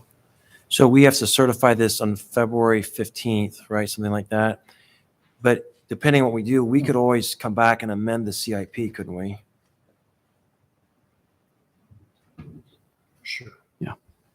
It's easier to amend the document. It's if you pick an option that costs $100 million, you just can't, the financing may take place in the next fiscal year is what I'm saying. Okay. Thanks. and the reason we continue the funding as is because even if council should give us direction on a new plant in a new location, that'll be several years down the road. So we need to continue the efficient management of the county's Yeah, solid waste. That's a good point. That's why we're making investment in the bins, all those. You say, why would we make any investment? We're gonna have to maintain that facility for the next 5 years or so. I guarantee you. By the Right. time you design it, by the time you start construction, wait for the lead time to get all the materials, it's gonna take a number of years. Well, we have to have a system in place. I know you'd like to say, let's don't spend a dime on the facility. No. Not you personally. Yeah. You would never say that. I would never say that. The mayor would probably tell us. John might, but But there's a we have to category make those where, investments to keep it running for a number of years. yeah, so there's a category of things we need to keep it running, agreed. But there might be some things where we'd say, this is a longer term investment that we might Hold give some off. thought to. And we what will I'm do saying. that. We will do that, I assure you. Yeah, and we don't have anything big in here like a big shredder replacement or Right. anything like that. So. Okay, thanks. Yeah, good point. So that rounded out the utilities section. Now we move into transportation. So in transportation, we have street improvements, shared use path,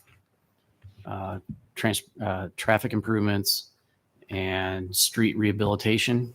Then transit will be next. And then we round out the transportation section with airport as far as the public works programs. So there's a few specific programs that I'd like to highlight. First one is arterial street program. The location for 2324 will be Airport Road. That's actually the debt capacity has to do with debt, so that's the debt. Concrete pavement improvements, that's on page 81, will be Prairie View West. That's the whole thing. So you can see we're doing a lot of work to patch and hold things together there.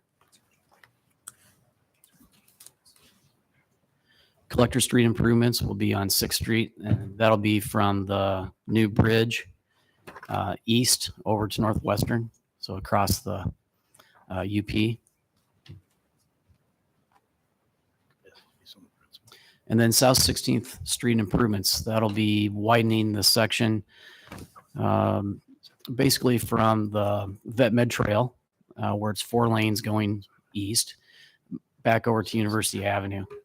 So there'll be not only street improvements, but also shared use path facility improvements and expansion, signalized intersection improvements, and we'll also improve the signalized intersection at University Avenue. This is a really exciting project. It I is. just can't contain myself. We've been hoping for this for a long time, and so this is going to be in this year. Yes. Yeah, this No. is really Yeah, we start the No, no. start the design. The design is this Design. year. The actual construction is 24, 25. Yeah, but it's Yep. just exciting to see this finally coming. John, where does Oakwood Road, where does that fall? Oh. Oakwood Road? It's currently. Yeah, but where does that get done? So you won't see it in the proposed. It's in the current year. Got it. And Tracy said they have a public meeting tomorrow night. Yeah. With the neighborhood. It doesn't get snowed out. Hopefully not. The snow's trending downward, right, Justin? Oh, no. Oh. What did he say? Said no. Next, we move into shared use paths. And as you may recall, we have a council directive to spend a minimum average of 1.2 million per year. The CIP spends 1.34 million per year.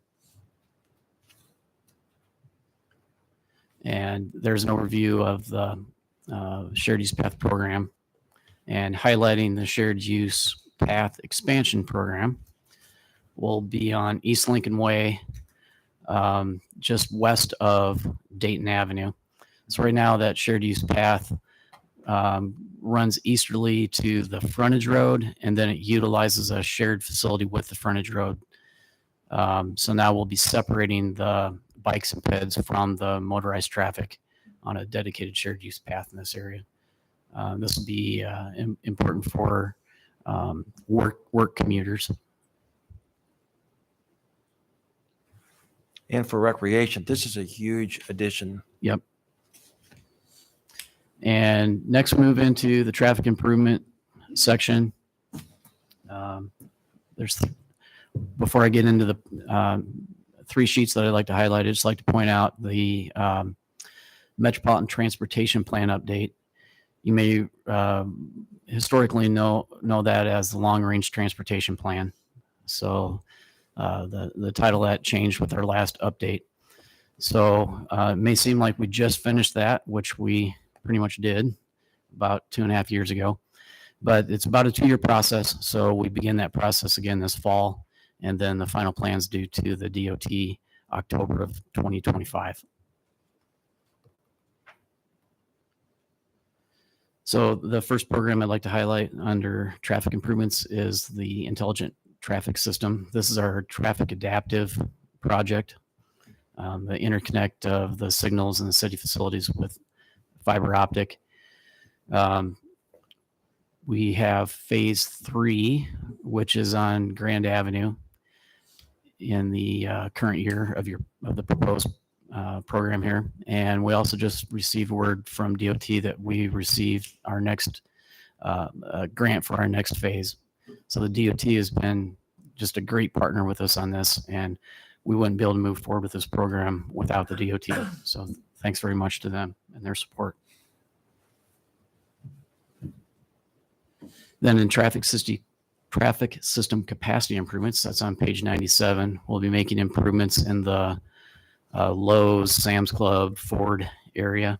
So we'll be making lane improvements, pedestrian improvements, and adding a signal there at the western Lowe's driveway with Sam's Club. That's going to be helpful. Yeah, it really will. It can be a very congested area. And then the last one I wanted to highlight under traffic is the traffic signal program. That's on page 98. We'll be making signal improvements at Chestnut. So that's the Best Buy, Applebee's area on South Duff. I think it looks good. Next, we move into street rehab. And the one thing I just wanted to point out here, and again, this program is the kind of the heavy maintenance activities that's outside of the scope that our own crews would normally do or have the equipment to perform. But the one thing I wanted to point out is the US 69 improvements in the first year of the proposed plan. DOT has a project to resurface from Murray on Grand Avenue down to Lincoln Way, and then on South Duff from Lincoln Way, I believe all the way down to Ken Merrill. So it's a big stretch of US 69. And this is our contribution to the facilities that we have in the area. So any traffic improvements that there might be, pedestrian improvements, curb and gutter, storm sewer, things like that, that would be outside of the normal DOT context. This will enable us to make improvements of our facilities at the same time the DOT is. Could you run through that map one more time, that description? Yeah, so the DOT in an urban area basically treats the U.S. highway, the state highway, as it would in a rural area. So anything outside the travel lanes, and just generally speaking, would be the municipality's responsibility. So outside of the travel lanes, you'd have curb and gutter, your storm sewer, your pedestrian ramps, any type of signal actuation, anything outside of the travel lanes would be our responsibility. But I mean, what's the location? Could you run through? Oh, I'm sorry. Yes, it'd be on Grand Avenue from Murray down to Lincoln Way, and then South Duff. Where's from- Murray at? Sorry. It's North of 16. here on 16th. Yeah, North of 16. first intersection north of 16th Okay. Street, and then on South Duff from Lincoln Way, I believe, all the way down to Ken Merrill. So all the way to the southern edge of the city limits. So Didn't we just do that? Didn't we just do paving down there? Yeah, and they wouldn't redo the, we obviously have some new pavement in the area, so they wouldn't be making any improvements to Oh. what we had just done. But So would we use this time to work on the bike trail on the west side of Grand down towards Lincoln Way? yeah, traffic has that programmed, I believe, in 2 different phases. Is that right, Damien? So we have that program from Lincoln Way to 6th, is it? And then from 6th up to Murray or 4th? Up to Murray. Anything included with the intersection of 13th and Grand is in that project, so that's the only piece that's not in the shared use traffic. Yeah, So he- we're not combining that shared use path with the DOT we project. try to coordinate the work if possible, so that we maybe can utilize traffic control or minimize any disruption there might be in the 2 different activities, but try to coordinate those together. So I apologize. Are we doing that or are we not doing it? Yeah, they have it programmed, and so they'll be doing the design for that separate from this DOT project. Cool, thanks. So you did the intersection study 13th, I think it was 20th and 9th. Is that right? We just did intersection study. So, and there's maybe some major work done in the 13th and Grand. So would they be doing this improvements and then tear that out in a few years if you go ahead with the and propose improvements, or how's that going to work? Yeah, and their improvements will be more rehabilitation focused, so they won't be doing any full depth replacement or anything like that, but they'll be doing, for instance, mill and overlay, more surface type improvements. Did you want to share something, Damien? Well, I was just going to say that the corridor study that we did that identified all the different intersections along Grand, we took all that recommendation that we presented to council. We took all the different pieces and parts and put them into the CIP. So there is no redoing of any improvements. That was the point of the corridor plan, is it helps us plan out different pieces and parts. Any of the infrastructure that came out of that plan that might require right-of-way or easements or affecting the properties has to be programmed in advance so that we have some time to get those easements. So for instance, what John was talking about with the overlay project, that's happening right now. So some of the segments of the trail that need easements and other additional work just can't happen, can't happen when the DOT is doing their project. But it will get done and there won't be any rework to be done. Got it. So it makes sense. And when does the DOT start doing their work, and how does that coincide with Iowa State and traffic and football games? Because obviously we all know there's a lot of traffic that comes up south on South 69 up into, is that going to be done before football starts, just from standpoint of the congestion and all the issues, or not? Or Yeah, I'm sure they would consider the community dynamics and the students and football traffic coming in. And Justin, have you heard an update on their letting date or start date? And also, my goodness gracious, 13th and Grand, we all know that's, you want to try and avoid that if you can from the intersection. It's going to be even worse when you do an overlay. Yeah. Go ahead. I don't have an update on any,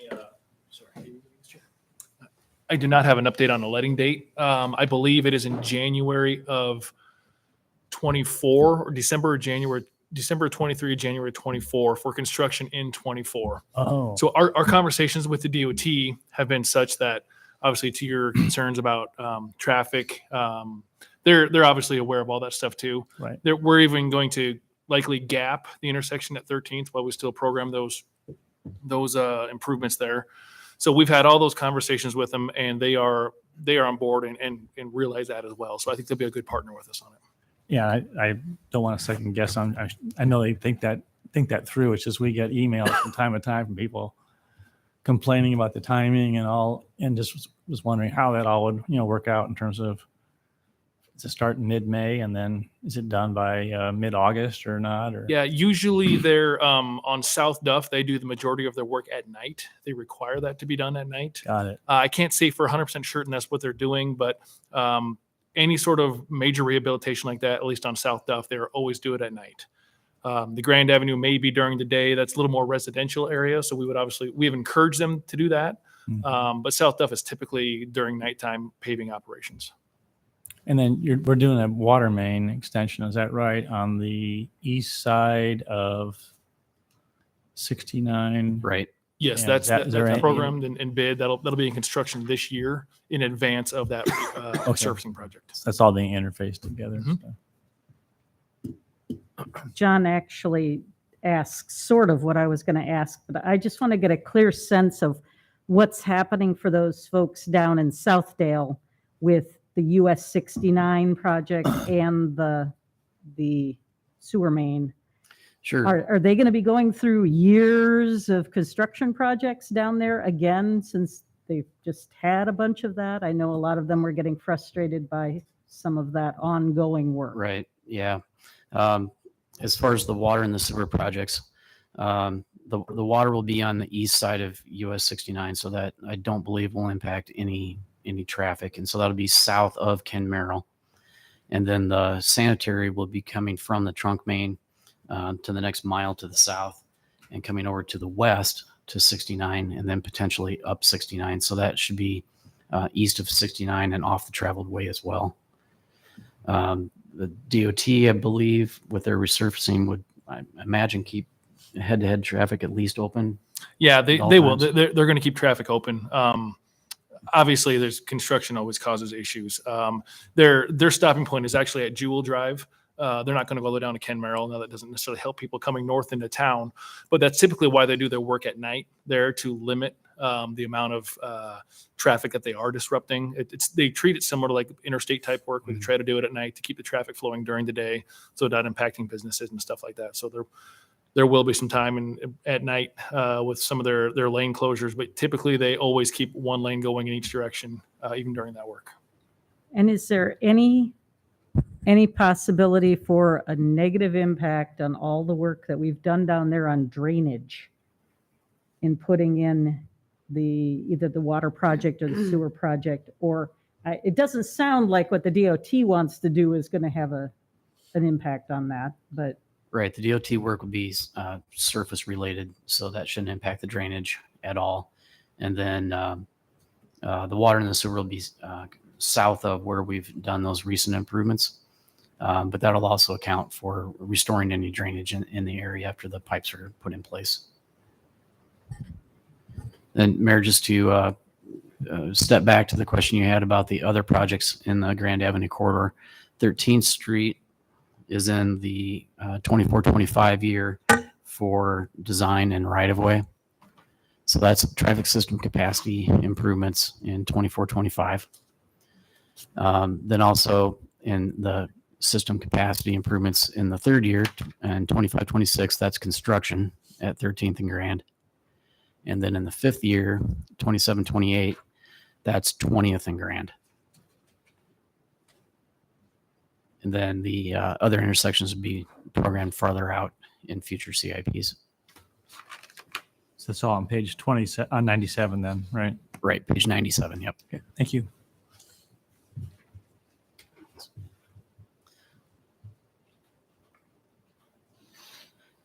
Then we round out the public works portion of transportation, as well as the public works portion of the CIP with our airport program.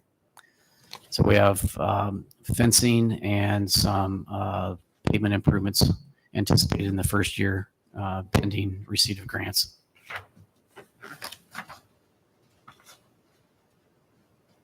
So thank you very much for your support, and that completes our public works section tonight. One more question. I'm sorry. Sure. We're working on the bike ped master plan right now. So as a result of that, is it possible that that could impact? I mean, so we've got the 23-24 in place, but as a result of that, could we come back? Could that cause us to come back and reprioritize some of these other projects? Definitely, it definitely will. So we anticipate having that completed so that next fall, as we're preparing the 24-25 year, and then the next 4 years after that, that the direction that comes out of that master plan will weigh heavily into what we propose for you next year. Okay. So that sort of helps us to think we should keep sort of a loose grip on what we see in the coming years, because that could be Right. changed as a result of the plan. Right, for years 24, 25 and beyond. Yep. Okay, thank you. And do we have a bike path plan for west side of Skunk River to connect from like South 16th up to East 13th Street? Is that in Yes, the long range plan, or when is that coming about? Is that- Yeah, that's still in the plan. We're still trying to work with the farmer, the property owner in that area to access property rights. Also, then any coordination with other departments for improvements in the area, nutrient reduction if that's possible in that area, coordinating with WPC. So yeah, we're still in the coordination phase, but we do plan on making that connection. And is this a employee development picture here that you're trying to cultivate the next generation, or do you have really young Future employees? snowplow drivers. What's that? Future snowplow drivers.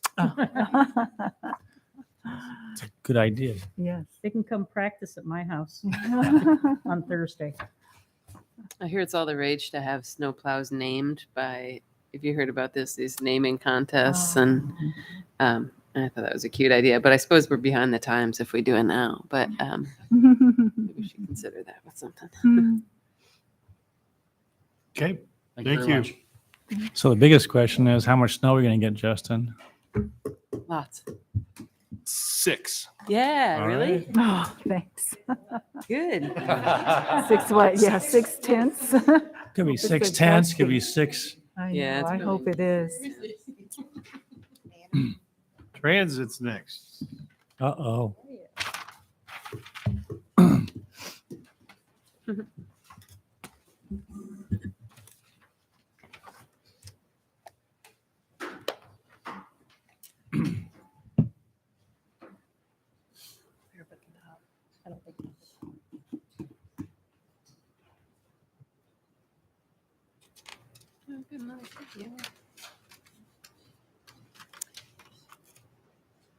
Okay. Good morning, or good morning, apparently. It's morning. It's been sitting back there so long, it's now morning. I always make it fun, don't I? Good evening, Mayor and Council. First, thanks. I do want to introduce the division managers that I have with me tonight. I have James Rendell, Assistant Director of Fleet and Facilities, and then I have Christine Crippen, Assistant Director of Operations. The SIRIDE portion of the CIP does start on page 110. It was approved by the Transit Board in their December board meeting. There's approximately $21.6 million programmed in capital projects in the next 5 years. And as we developed the CIP, we kind of tried to take a conservative approach to make sure we had enough funding in those out years as well. The projects outlined in the CIP support our goal of connecting people to the community with safe and efficient transportation that exceeds customers' expectations. And I think it also supports the community and city council's goal of reducing carbon emissions and providing a sustainable community in which to live. So when implementing the transit portion of the CIP, we kind of look at 2 areas that we emphasize the most. So that's the vehicle replacement and rehabilitation. Those are kind of prioritized.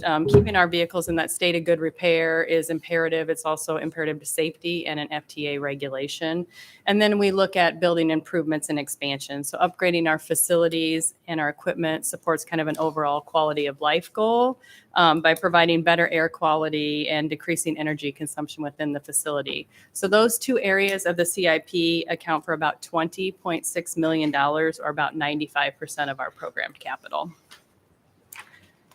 So the 2024 CIP, actually, I'll summarize this first. Sorry, I took them out of order. So the vehicle replacement and rehabilitation, like I said, is on page 110. We are planning over the next 5 years to replace 24 large buses. I think the CIP actually said 25, but it is 24 large buses. One of the projects that we're really excited about and I feel like I talk about it all the time, but it is the introduction of battery electric buses to SIRIDE. Obviously, you guys know because of a lot of supply chain issues, but James now tells me that our first 2 battery electric buses are scheduled to happen sometime the end of February. He doesn't want me to hold him to that date, though.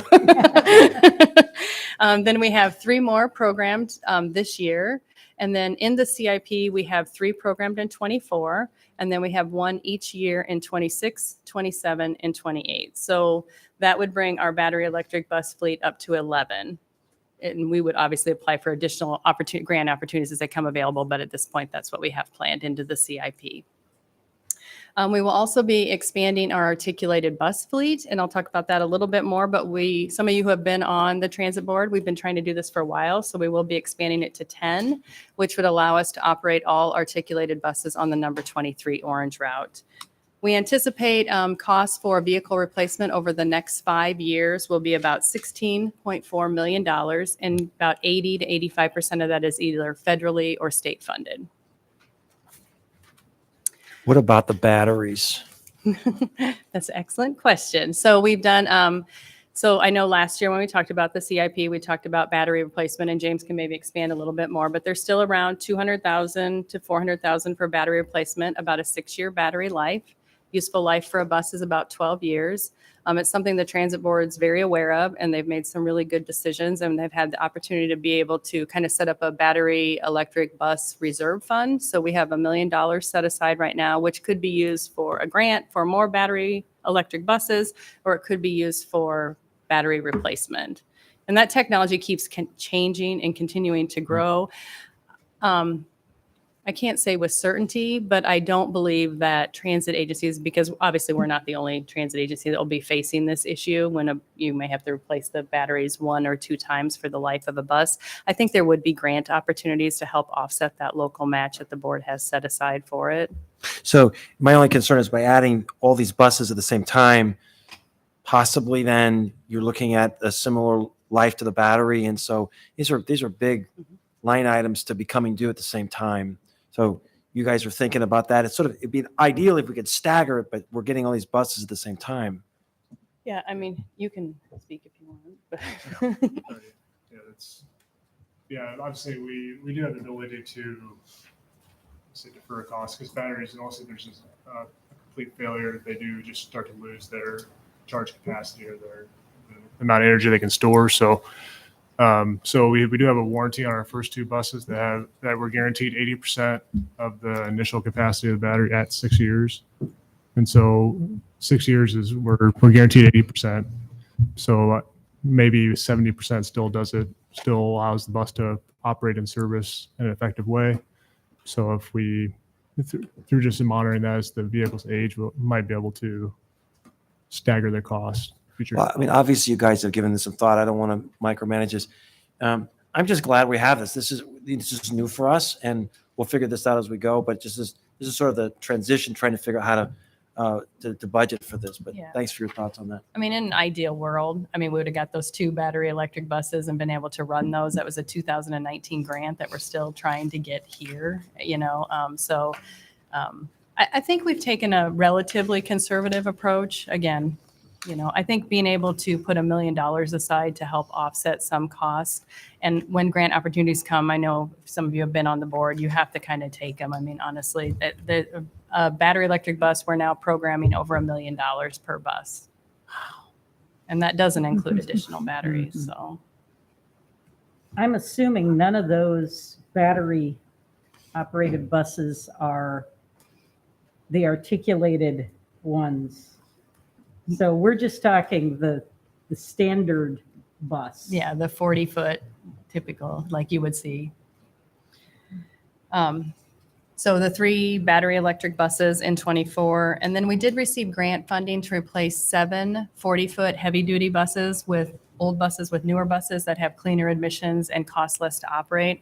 I do want to mention, and I know people have talked about it as they've sat up here, due to supply chain issues and costs, there is a possibility that these 7 buses, while programmed this year, may not happen this year. They may be moved to an outlying year based on funding and availability of the funding. So We also have in 23, 24, those two articulated buses. We were fortunate to receive a federal discretionary grant. The discretionary grant awarded us 3 battery electric buses, which is the one I just talked about, and then 2 additional articulated buses, bringing our articulated bus fleet to 10, again, allowing us to operate the number 23 Orange route exclusively with articulated buses, which expands capacity on that route without expanding the operating. So we only still need 1 driver to drive basically a bus and a half. So that'll be very nice. And then under vehicles, we will be replacing 1 support vehicle in 24. Currently, it is programmed to be a hybrid, which is pictured right here. We continue to evaluate moving forward with an all-electric support vehicle. I mean, as you guys know, funding and the availability of them is the challenge right now for us.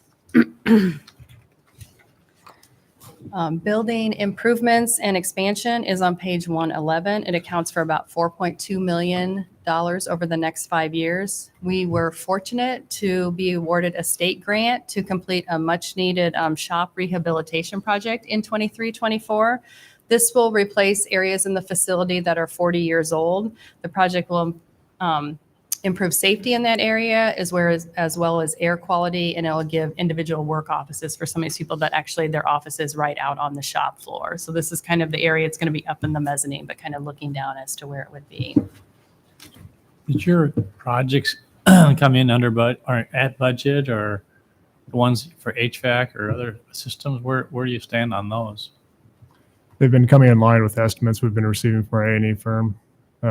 Some projects have had to add a little bit of additional local money to them to accomplish them, but at least the estimates have been fairly accurate. So you're current now then in terms of the projects that you were bidding and are doing, because you had some HVAC. Yeah, we have an HVAC out right now. Did it Well, close? it's completed. We reported the bids to you at the last meeting for our 2023 HVAC. Oh, yeah, we're improvement. going back out. Sorry. You'll see that for request for our Yeah, approval. that's right. soon. He had no bidder. Right. Yeah. That's right.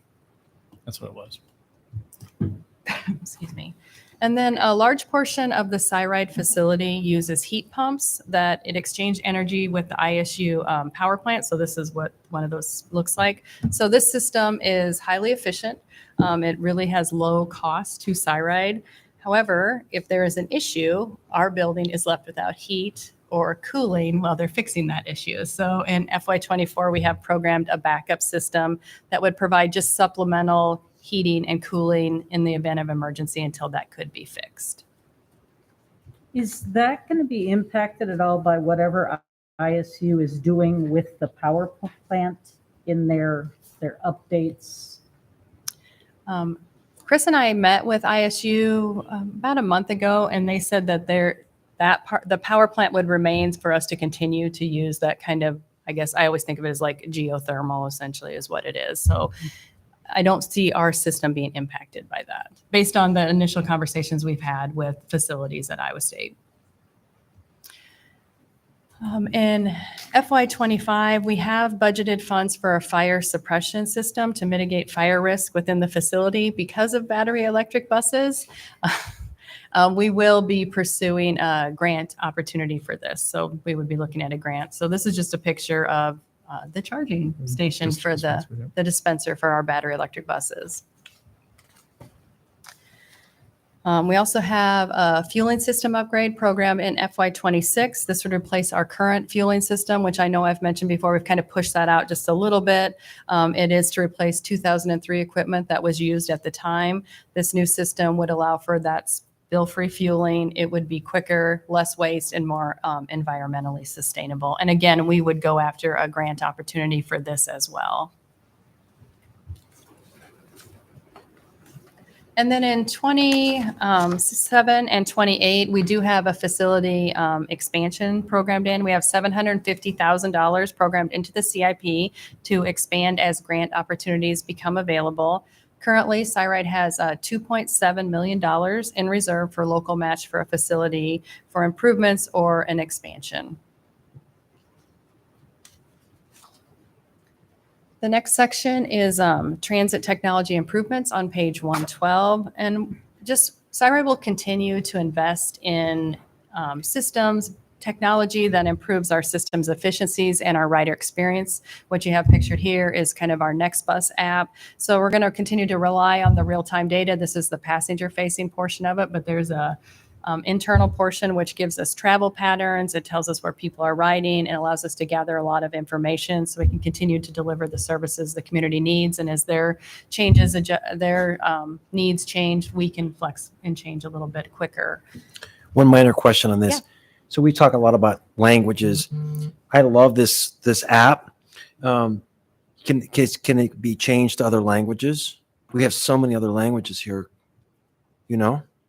That's an excellent question. I don't know the answer to that. I can find out the answer. I'm assuming it can. It is the My State app, so it is the app that is supported by Iowa State University. No, just but curious. I don't know that. I No. don't know if Minor question. Gloria or Rachel know if it can be changed to another language or not. I'm not sure. I'm not sure. I But- think you can give them feedback on the website if it can't be.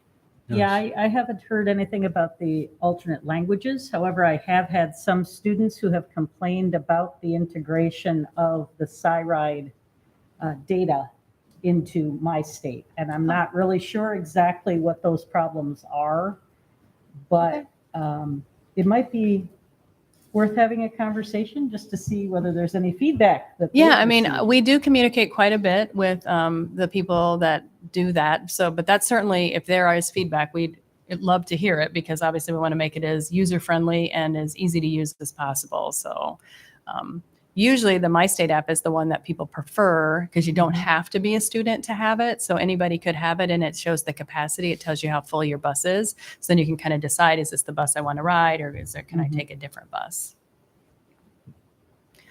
In 24, we have also programmed an electric vehicle charger, the level 2 charger, and this is really to encourage personal electric vehicles at SciRide, but future expansion to an electric relief vehicle. And we'll continue to invest in the infotainment monitors, which is pictured here. So these are the monitors that kind of show you what stops are coming, much like a subway system would, how far out from the endpoint, things like that. The same information I think is helpful for everybody, but it's extremely helpful for new people who are inexperienced or haven't ridden the bus. And it also assists with accessibility and really ease of use for other people as well. So these monitors can be used to sell advertising as well. So we can generate revenue off these. We're not doing that right now because we don't have enough of them, but it can be done. And then we have shop and office equipment on page 113. We've programmed funding each year for the replacement of office equipment and computer equipment as well as shop equipment. So the maintenance department uses really specialized pieces of equipment. It's difficult to predict how much money they will need each year to fix things, but typically it's between $45,000 and $50,000 a year. So this is an ultrasonic cleaner. This will be replaced in 24. This is our old one. The newer one will be much bigger. It'll be able to handle larger pieces of equipment, and it will also allow us to filter the fluids where this one doesn't. And then the last part of our CIP is the bus stop improvements, and that is on page 114. So this year we will be updating our bus stop improvement plan, and we'll be using the APC data like I talked about before so that we can really enhance amenities for the greatest number of passengers. We've also added in the CIP a small amount of money for concrete projects in FY 25 and 28. So that concludes the transit portion of the CIP. We'd be happy to answer any questions you might have. All right, thank you. Great, Have a thank nice you. Yep, night very good. or have a good morning.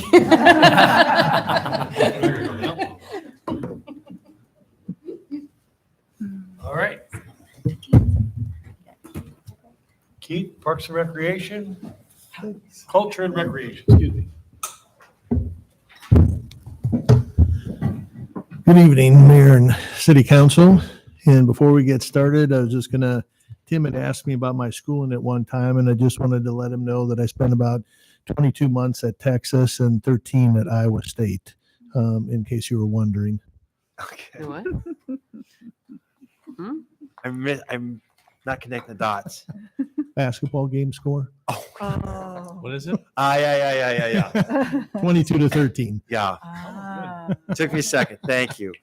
You're welcome. We're trying to think of a way to integrate the score in a covert way. Nicely I done. guess I didn't do very well, Yeah. but Well, you like did. it. No, Tim- you Tim did so did. well. You didn't get it. Yeah. It was too covert. I think Yeah. Steve got Right. it.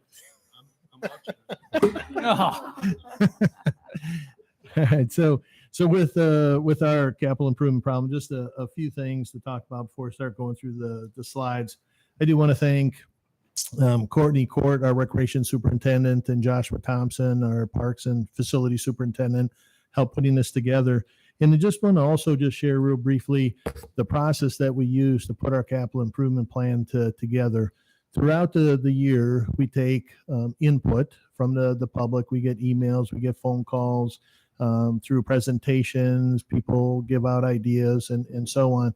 And then what we actually do is in August, we generally have an input, late August, early September, have a public input meeting where we invite the public to come and share. And then we have sometimes 2 or 3 commission meetings where we talk about the CIP, and public has an opportunity to share their thoughts as well.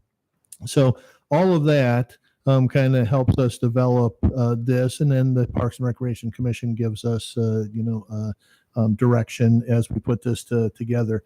So with this year's CIP, there are a reduced number of projects than what we've had generally in the past, and part of that is due to higher costs. So we had to increase some of the costs of our projects that we had in there. And then the focus that the Parks and Recreation Commission has given us is to really focus on the maintenance, make sure that we're taking care of what we have. And then when we can add those new amenities and meet the needs of the residents, we should do that. One thing that's not included in this the CIP is the McDormand property. We are looking to have that purchased in May, and but yet we have not put any dollars into this because we don't know what the costs are going to be. So once we get it purchased, we'll start again doing some public input, and then once we have that information, then we can start programming.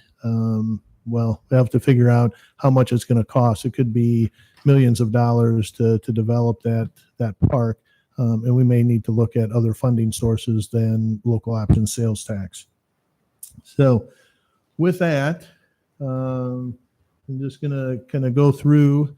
We do have a year in review, and we did not. We thought we'd go a little bit more retro this year. So instead of the music and all that kind of stuff, I'm going to push buttons. And I thought Corey, Steve, and Nancy could hum a little tune while we go through. So,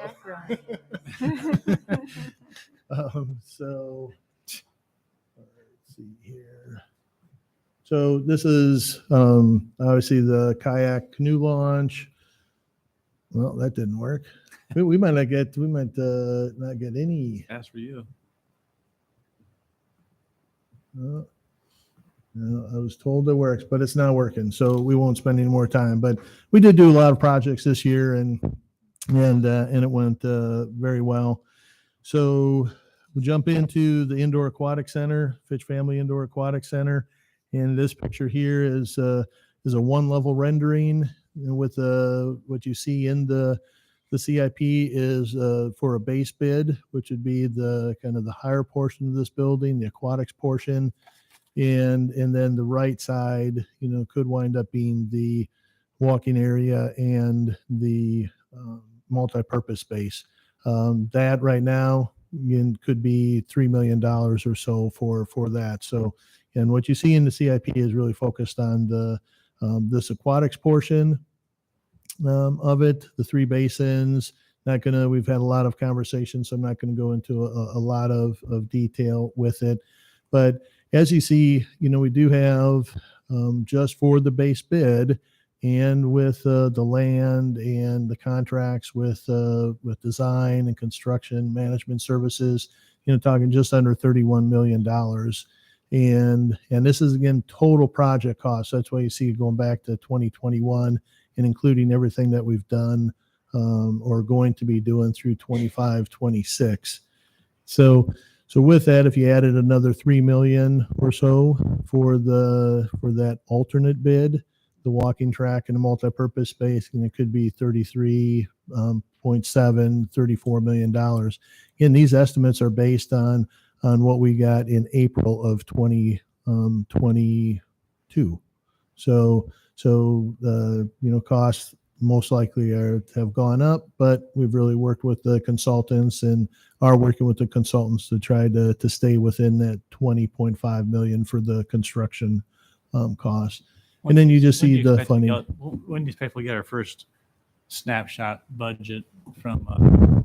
Yeah. So we had our first design meeting about 2 weeks ago, and we just talked about the program and so on. We have another meeting tomorrow where they're coming back with some concepts, kind of starting with what you see on this slide.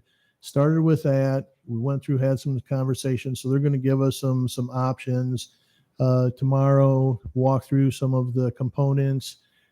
What we're looking at is having the schematic design done probably sometime in February, but then we'll have cost estimates, and RDG is having Stecker Harmson do a cost estimate, and then Story Construction is always do a construction or an estimate, and then they'll reconcile that. So we're hoping maybe by the end of March we'll be able to come back to council with some schematic design and cost estimates. So. Okay. So with parking system improvements, there's a lot of things on page 121, just a few that want to, touch base on. That is the car park with the park shelter. Yep. A bit of good news that I don't think we mentioned with Keith, because we just found it out today. We went back and looked at the record. Remember the ARP money we had? We had designated we went back and looked at the minutes and everything. There's another $800,000 that we have available through ARP that you said we could apply to the indoor pool if needed. And because you said that, when we put this sheet together, we didn't show that as a revenue source. So the good news is there's another $800,000 from ARP funds. That still will leave us short if the $3 million if it comes in the way we are estimating, we'll be short, but not $1.1 million. So it's a little bit of good news, and we'll have to adjust that in the final sheet for you. Yeah. And that also includes the $500,000 from the county, which we've never really discussed with the city council. Their proposal was to grant us $500,000 for the pool, contribution pool, if we would agree to allow counties, non-Ames Story County residents to have access to the pool at the same fees as our taxpayers. Now, if you remember when we do the Healthy Life Center, there was a contribution that was substantially larger than that, both in terms of initial capital and then ongoing support for the operations, because that's just equally important. This is a $500,000 donation for us just for the capital. So you're gonna have to make a decision on that, whether that's enough to warrant giving them equal fees or not. We've now shown that only applied towards capital. And this is proposed to be in perpetuity? Yes, we understand it. But we've never discussed that with you, so we didn't know where to put it right now. Remember, we're projecting, as most indoor pools will have, a subsidy required. So our taxpayers are going to have to pay for the initial construction through the property tax, and then the ongoing through the general levy, their ongoing operation. So you'll have to decide at some point whether you want to accept that or not. And we've not really responded to them yet. It's a discussion we'll have to have, but not knowing where you want to place it, we put it as a capital only. So we could spend all night on just this piece, but that $500,000, where's that money coming from? It's coming a large part from the taxpayers of Ames. So they're using. No, they're using. That's Oh, they're ARPA funds? Yeah. Okay. I stand Yeah. corrected. So they're using someone else's money. It's still ours, but it's just a little more indirect. Yeah. We're paying So- for it. It's just more or less it's going to the federal government, then coming. So one other thing to mention too is that the CAT grant, Community Attraction and Tourism grant that we just submitted, is contingent that there is county funding in the project. So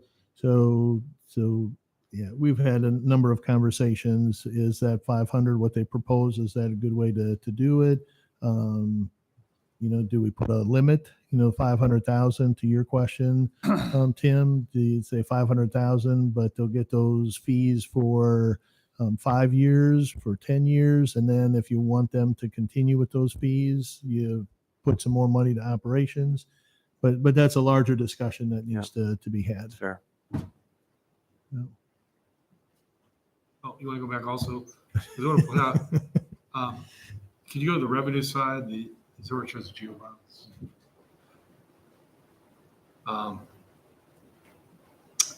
You notice the geo bonds. Remember, this is interesting because the way the state government is talking about changing their policies. But remember, we talked about issuing up to $21 million for the indoor aquatic center, Fitch Family Aquatic Center. We have built in there about $19 million, but rather issue them all this year, which would put a great burden on the taxpayers in 1 year. We try to make the issuance of the bonds coincide with the cash flow needed. But this is where I want to emphasize, you see in 24, 25, there's that big $16 million. It was because of that we asked for the cutback in the transportation geo bonding. You see, it'll still be an increase, but not as large of an increase if we would have had that $10 million in transportation in addition to that, and then like 16 million. Does it make sense? And I want to also emphasize in our planning, financial planning, we have not inserted $10 million revenue for the reinvestment district. I'm optimistic that will happen, but since there's no completed agreement yet, and it's all going to be tied to a hotel and some of the commercial space, that's what's key to us. That's not in there. So we have probably in our long-range financial planning, the worst case scenario. Hopefully, if we get that $10 million, that will be used each year that Corey gets it. He'll apply it to reduce our debt, right? Or debt service levy, because we'll have revenue into it. So I want to make sure we're very conservative. That is not being shown right now in our long-range plan, our financial plan for the CIP. Okay, I'm sorry, Keith. Make sure I get that all on the record. Any other questions? All right, so we go to the park system. So we are showing that we'll be doing in 23, 24 conceptual, or not conceptual, but a park shelter and restroom. And this will go along with the agility course, that we're working on designing right now. Then park system improvements as well at the Lowhead Dam. And this, we did put some money in 23, 24 just to get a design for this whole area. Because a couple of things that we want to do right now, you can see where the parking is. The parking is right there. And then the shelter. And then to the right of the shelter is the playground equipment. And really what we want to do is try to flip-flop that. So the parking would be further to the south or to the right. And then we'd have a shelter and the playground equipment. So people don't have to go through the parking to get to the water features and so on. But we're doing a design just for that area. And then in 24, 25, we'll do some parking, and 26, 27, shelter and playground equipment. And then in 27, 28, we have two, one at North River Valley Park and one at Southeast 16th Street, canoe kayak accesses along the Skunk River, and just do improvements, make those better accessible for the users. We go to playground equipment. We do have 16 playground replacements that are in this 5-year plan. And in this one just kind of shows just a conceptual, more memorial with the topography that we have out there. Try to do something bigger, incorporate the 5 to 12 playground along with 2 to 5 playground, do some inclusive types of pieces. So So it really could be exciting to do something out at Moore Memorial. And this is one that we really had to up the dollar amount for each of our playgrounds. And we actually wound up, I think we not eliminated, but delayed 2 or 3 playgrounds and pushed off to year 6 or later, just because of the increased cost and of the playgrounds. So, and we try to replace them about every 20 years or so, depending on their use. Keith, how much would this ADA transition plan that's coming up next impact what we're doing with these playground equipment updates? Yeah. So with the playgrounds that we replace, okay, we're already working to make those ADA compliant. So we're putting that 4-foot concrete border around. We're making accessible routes to the playgrounds. We have a ramp that we put into the engineered wood fibers. And there's we just talked about it today. One of the things that some of our playgrounds don't have are enough ground components, which is something. So as we're moving forward, we're going to make sure that we're speccing enough of the ground level components to meet the ADA guidelines. So some of that, what will be in the transition plan, will be incorporated into these. So. And can you remind us how many sites have playgrounds right now throughout the city? Well, just about all of our parks, except some of the woodlands and so on. But and some of our parks, community parks, have 2 or 3 playgrounds in them. So I think all together, we're right around 40 playgrounds. Nice. Throughout the park system. Okay, great. Thank you. Yep. So the ADA transition plan, which is on page 123, and again, we did an audit last year in 2022, contracted with WT Group out of Chicago. They came in and they looked at all of our sites, parks and recreation, parks, and our facilities. They also did the cemetery and then any of our buildings that we have. So what they did is they looked at a lot of things. They look at the slope. They look at accessible routes. So the 2 pictures that you see on the left, they don't have accessible routes. So something that they put that needs to be improved. The picture in the middle, we have accessible parking, but we don't have any signage. So we need to put signage. The one on the right is a drinking fountain. It's supposed to be 27 inches. It's only 26 and something. So these are all the things that they have identified and they're putting together in this transition plan.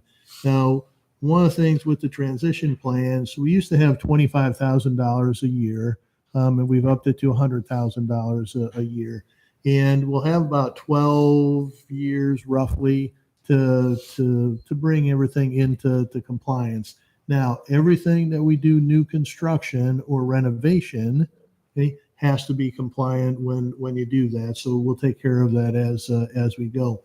So the things that we'll want to address right away are any safety issues that they have identified. So there's 3, but really 5 phases. The first 3 phases, one is safety. One is anything that was built since ADA went into effect, and if it wasn't built to ADA compliance, go in and fix those items. And then there's just a lot of things, kind of low-hanging fruit that we can just do with staff, things that we can take care of. Some of these things we would do with staff. And then there's 2 other categories that are things that best practices. You don't have to do them right now, but it'd be a good thing to do if you could. So at some point in the future, hopefully in February, what we'll be doing and we talked about maybe a workshop on February 21st, kind of going through and sharing some of what's in that transition plan and giving you a little bit more information. So that's a high level of what's gonna happen. So I want to give credit to Keith and his staff because he's taken the initiative to do it on his own. I can assure you there's other cities in the country who haven't taken that initiative. Because of action against them, they've been forced to respond and force, who was the agency would be the The DOJ, Department of Justice. Have mandated certain programs in a shorter period of time. So we're being proactive because we believe in it, not because we're being forced to do it. And that's credit to Keith and his staff for bringing that forward. Yeah. So when the DOJ has come in at times, it might be complaint driven, something. A lot of times they give you 3 or 4 years to correct everything. So we're trying to be more proactive and identify, and that's why we can get that 12-year time frame. And this speaks to the council's goal of being an inclusive community. So Yeah. taking this to heart. Obviously, we've increased it. I don't know if we have enough, but we're certainly going to start with those top priorities with as much money as we can. If we move on to Homewood, replacing the bridge in 24-25, but one of the things I just want to mention is we are doing design in 23-24. We have $75,000. And for the first time, and you'll hear more about this when we give budget presentation in February, but our Homewood operational fund balance is in really good shape. And so we're actually taking that 75,000 out of the fund balance so we can use local option sales tax dollars for other things. So that's a good thing. And like I said, I'll share more when we do the operational budget. At the ice arena, one of the projects that we have added in, it's a new project. So the facility is over 21 years old. And we just with derecho, when that happened, we were close to losing all of our ice because we lost power and we couldn't make ice and so on. So we thought we had gone through it fairly well, but some of the things that we are finding is in some areas the ice is maybe 2.5 inches thick, and in some areas the ice might be a 1/2 inch thick or maybe even 1/4 inch thick. So through research with consultants, they said, well, when was the last time that you re-leveled your sand? So we have a sand base underneath the ice. Said, well, we've never done it. Are we supposed to? Because none of our staff had ever even heard about this. And they said, well, yeah, you're supposed to probably every 5 to 10 years, you're supposed to re-level your ice. So we were supposed to do it probably 2 to 4 times. So what we'll be doing is we generally close for maintenance in May every year. What we're going to do this year, because we have to take the ice out, we have to dry the sand and then re-level it and then make the ice again. So we're actually going to close towards the end of June, probably through maybe about mid-August to get this. So we've been having conversation with the user groups and so on. So that is a new project that has been added to this. So 8 Hayden, a couple of projects there, replacement of the South and the North Lake trails. This is something, that we'll be doing in 24, 25 and 25, 26. And right now that'll be, 700,000 in geo bonds for each year. And again, we're going from asphalt to concrete, and then we're increasing the width of this as well. Nice. So it will be a good thing. The other project that we have is pond renovation. If you look at the picture on the lower left, you can kind of see the North Lake in the lower right-hand portion of that picture. And then there's the wetlands on kind of the big portion on the bottom. And then the pond is up there towards the top in the middle of the picture. So that's along the upland trail. That's you can see a picture of on the right of what it looks like. What we really want to do is do some improvements, probably add a solar aerator, take care of some beaver issues that we have with the outlet, and maybe do some dredging, do maybe a something to go out into the pond and create more of a kid-friendly fishing area. We've already have conversations with the DNR, and they're willing to do some stocking of fish and so on. So that will be a really neat addition as well. So they can throw their line in and catch a fish every time. So get them excited about it. Can adults You do that? promise? I was going to say, we get excited. Yeah. And then on page 127, Moore Memorial Park.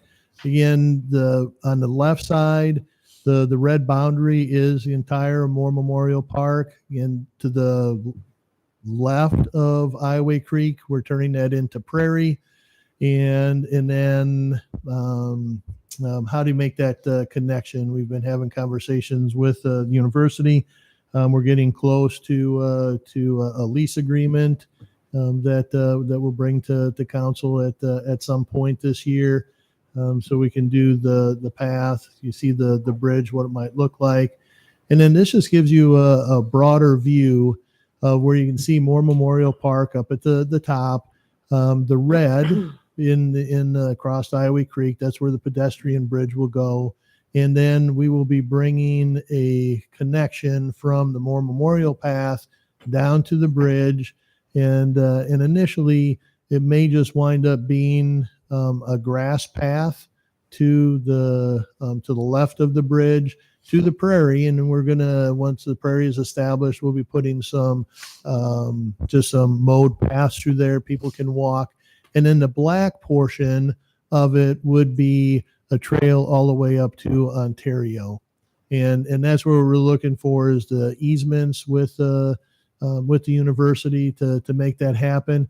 Now, a couple of things that we're looking at is once you get beyond or to the up above the applied sciences, it is a gravel road with ditches on either side. And one of the things that we've talked about when we do get to the point of putting the path in is that we put the path just right on the road, because they're getting close to the point of stopping farming, so they won't be bringing heavy equipment down there, and we would need minimal access, but we'd rate it so we could get our pickups, we could plow snow off of it and so on.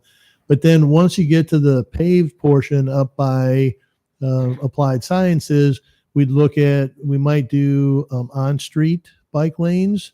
But one of the things that the university has been discussing is potentially doing a shared use path on the east side of Shoal Road from Ontario to applied sciences, so their students don't have to walk on the road. So that is something that they're looking from a safety standpoint, and they might do some lighting as well. But there's no time frame on that. There's no guarantee that will happen. But those are some of the things that we've discussed. Now, right now, that black portion of that trail is not in the bike ped plan. It's not in the long range transportation plan that you heard Damien just talking about. But as we start doing this update to the metropolitan transportation plan, what we'll do is they will give priorities to all of these projects, and then depending on the priority, it'll either fall into potentially a local option sales tax or the CIP, or could wind up some other type of funding. When that plan comes to council will have the opportunity to say, hey, we like where it is, or could we move it up, so on. So you will have some input as to when that part of the project is done. So Keith, what that picture doesn't show is the trail system of Peggy's Trail, Reactor Woods. And so if you sort of imagine, and Keith, can you sort of point to where that trail system is? It's hard to describe it in relationship. So there's a parking lot right here. Right. And then there's a series of trails through here And there's a crossover down here, and then there's some trails that go through this area as well. Yep. So bringing that trail in from the north is only going to create greater awareness for our residents of this amazing resource at Peyton's Trail. So we don't have any direction yet from Iowa State about their willingness to partner with the city. But I'm telling you, if once that trail gets in there, and Keith is right, so the connections come off of that road. There are two different points that go to the west and then the east. People are gonna have much more access to Peggy's Trail and Peggy's, because it's sort of awkward. There's not much signage going in to the place that Keith showed, the parking lot. This is really going to enhance accessibility to this. So this is very exciting. Yeah.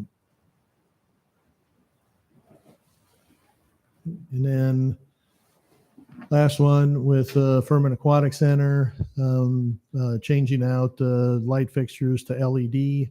That would be in 27, 28.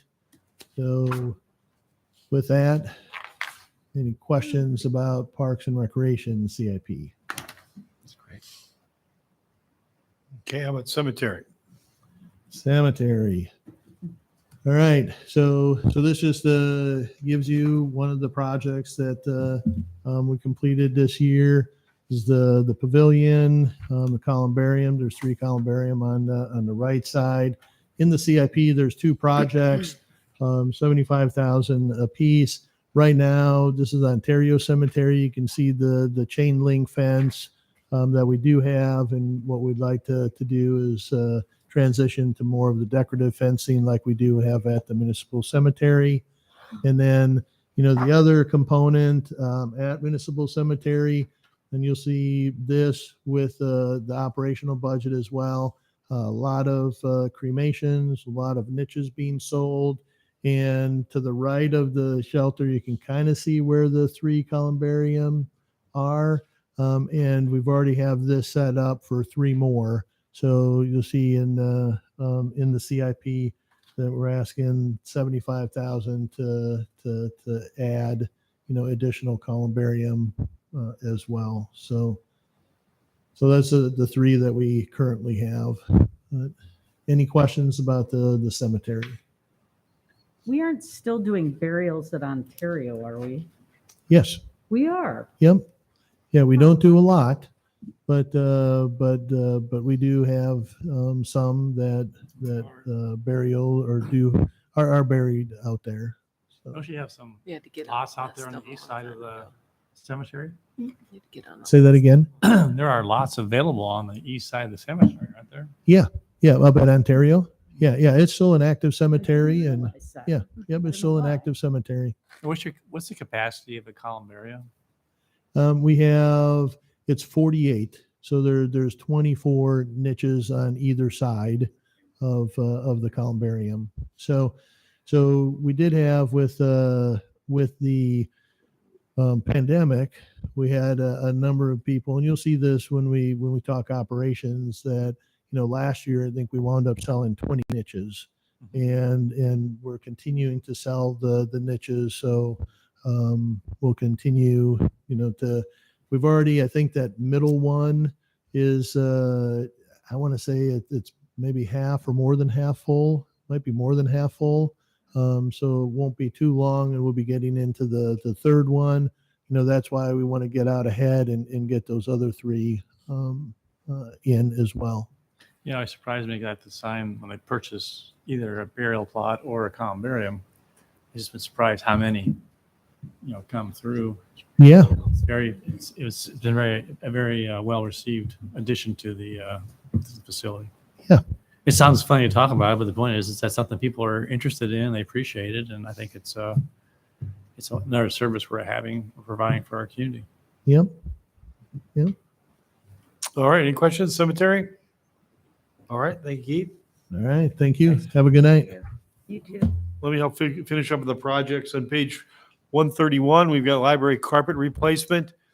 Believe it or not, it's been almost 10 years since we expanded the library. A lot of traffic through there, so we're going to help finance over a 2-year period replacement of the carpeting in that facility.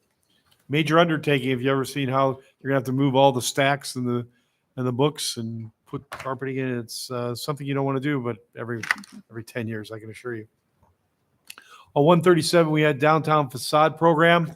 You had a discussion early on this, and you didn't give me any direction specifically, but I have upped that amount to $75,000. Now, next Tuesday, you're going to have a report from the planning department. Although you didn't want to, we're not going to recommend changing the downtown facade program. There is going to be a report back. The downtown group wanted to ask if you'd be willing to use incentive money for other than facade program and what that would be used for. So we're going to give you a bunch of options there, and that's coming back to you. Do you remember that request? But I did up it a little bit, to $75,000. Campus Sound facade program, that stays the same. And then the neighborhood improvement program, we put $50,000 in there. Quite frankly, that's slowed down. I've challenged our planning department and specifically our neighborhood planner to maybe use some of this $50,000 each year to develop a more robust program in engaging neighborhood interaction neighborhoods, not through physical improvements, but programmatically. I think that's important because what we've learned with working with, I think, the class on community regional planning, that you just can't go out one time and say, hey, show up, or we'll go out and talk to you. You have to develop relationships first before there's trust is built, so people will come out and share their thoughts about government with us.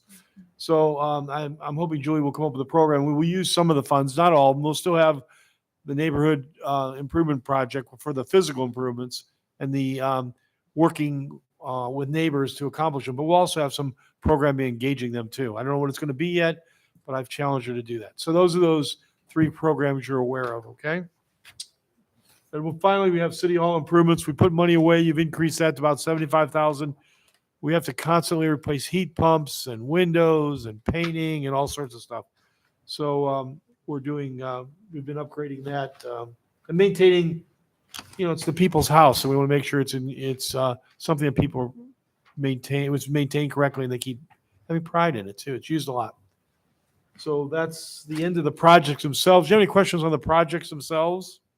Where are we staying with the HVAC system for the auditorium? Yeah, we were bid that out, and we were over budget. So you'll see in my operating budget, we have some excess revenue for the general fund. I'm asking you add another $100,000 to that project. Hopefully we rebid it. Hopefully that'll be enough. And we were only able to have enough money to paint City Hall, not the carpeting. So we're going to ask for another $200,000 for carpeting. It's very expensive because nowadays we have to dismantle a lot of our furniture to move it out of the way. In the old days, you just pick up a desk. Now they're integrated systems that need to be actually deconstructed, moved off site, and then reconstructed. Very labor intensive. So you'll see that in the operating budget with our excess revenue in the general fund. If you have any questions on the projects, I want to leave with one other thing, and that's our debt capacity page. Debt capacity, for those in the public need to know, we are limited. And Corey will go over that. Is that a Roman numeral page? Roman numeral 9, is it? Or is it? 8. Nope. Yeah, 8. Roman numeral 8. Yeah, that's right. 8. Or refresh your memory on the state requirement, and then what you've done as a city council, be more conservative of that, which I think is wise. Thank you. As Steve mentioned, one of the city's primary funding sources for capital projects is debt issuances, and the state of Iowa limits the city's ability to issue debt. The calculations that Steve mentioned on the page here and also projected on the screen is we'll kind of just walk through just probably actual 2022 if that's sufficient. So the city's total actual valuation, that's assessed valuation, not taxable, is just over $5 billion. And the state limits is a state limited debt mandate of 5% of total assessed valuation. The city has a policy that the city will reserve 25% of that capacity. Typically, that's for emergencies if that were ever to occur, which calculates to $194 million of unreserved debt capacity.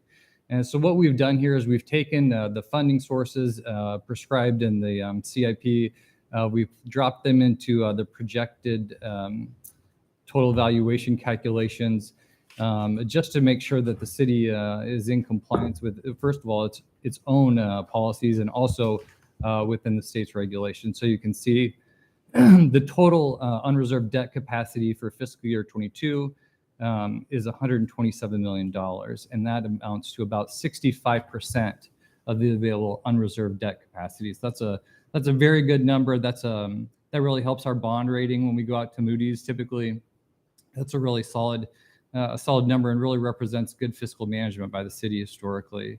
The other number 9, as you can see, is 192 million. What that number represents is the total debt capacity less the projects. So we're looking at the state limit primarily on that, not to do with our own policy, but just the state's limitation. And that leaves us approximately 74% of total debt capacity. Again, a really strong number that Moody takes into account when they're doing our rating. How do we compare to other communities of our size or general size? Do you have any idea, Corey? You know, I don't. All I know is that a lot of the cities look at the unreserved debt capacity, and that's typically between 25 and 30%, I think you'll see. But the city has a really strong assessed or total taxable valuation and assessed valuation, which really helps in the debt capacity. So I think we'll find that, and Moody's has told us that that's a pretty strong number for us. I don't know exactly what other cities look like, but I think when we look at the comments of our rating agencies, that's represented as something that's a really positive scenario for the city. So I think I heard you say is that line 8, available unreserved debt capacity for a lot of cities, maybe 25%, we're at 60%. Well, no, they may be using 25% or 30% of their bond capacity as well. So it'd be 60 or 70% typically. Yep. Or sorry. Now, 80 to 70. As an administrator, I always like to get the highest rating possible in our bond rating, which would be AAA. We don't get that. And if you read over those evaluations, there's 2 things that have hindered us from getting it. And that's a misunderstanding, I think, by the rating agencies that we have a municipal hospital and they're fearful, they don't know how well run it is and what good financial shape it is. They believe that is an environment, the medical environment is such that they're fearful if the hospital would suffer financially, that the city would step in and bail them out with taxpayers' money. So they hold that against us, although they haven't tracked our particular hospital, which excels in financial management. Also, though, I think that we have a very low debt per capita, but sometimes I read in those things, they think ours is high. I don't know if you picked up on the past. So even though we have a lot of debt capacity, somehow they're reading us, they believe we have a high debt capacity. So I don't know why that's the case. We might have to discuss with, because we certainly have the capacity. Now, Tim always asks me, what else is on the list for you, Steve? So I want to think ahead. What's not in the CIP? And on the last page of my memo to the council and the public, I listed out in no particular order. I'm not trying to prioritize these, or you might not even agree with me. But we've talked about relocating Fire Station 2 at some time. It's not only because of the danger it poses with the fire trucks coming and going in a high-density area, which I'm concerned about, but also as we finalized our Ames 2040 plan, we now know where we're going to grow in various directions over the next 20 years. Relocating that station a little farther south on State Avenue, let's say, would help increase our response times to those areas. New animal control facility, I think we all agree is outdated. We're looking at that. Obviously, we're trying to get a cost on that, but also try to find out how other cities have financed it. I think in the past, most cities have predominantly financed it with donations, although not 100%. We're trying to look at the right mix before we come back with a recommendation. A new 4th fire station, that's in relationship to your 2040 plan and how we have an adequate response time to all parts of the community and the need for a 4th station. Now we have the Ontario Park yet to be named, the West Side Park, Community Park. That'll take development. Now you could do that over time, or you could go with a one big large bond issue perhaps you would need. And then you have, I'm introducing this to you now and you haven't heard it before. And I believe sometime in the future, this community is going to need additional indoor gym and soccer space. I believe that's the case.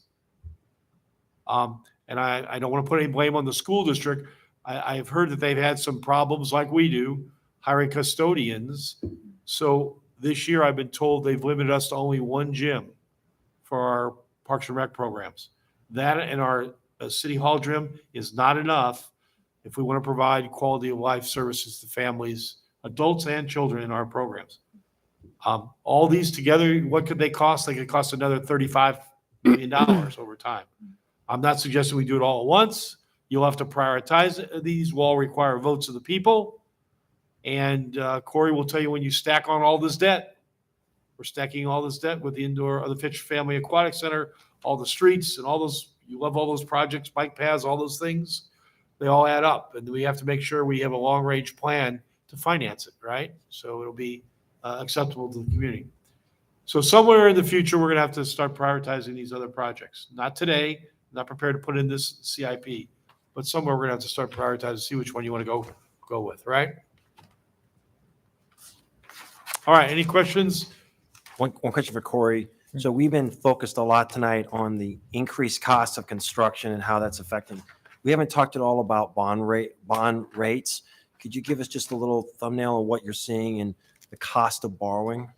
Yeah, that's a really good question. You know, we've been working with our financial advisor to kind of project some debt costs because that's how we build out our debt service schedule. So I think the city has been historically in the 2 to 3%. That's probably pretty conservative. We're building out our schedule at 5%. And we think that's in all likelihood going to be pretty close. It may be a little conservative, but you know, that's all dependent on the bond market and rising interest rates. And we really don't have any control over that. What we can control is our debt and our debt service schedule. So that's what we've been focusing on. So what we've seen tonight,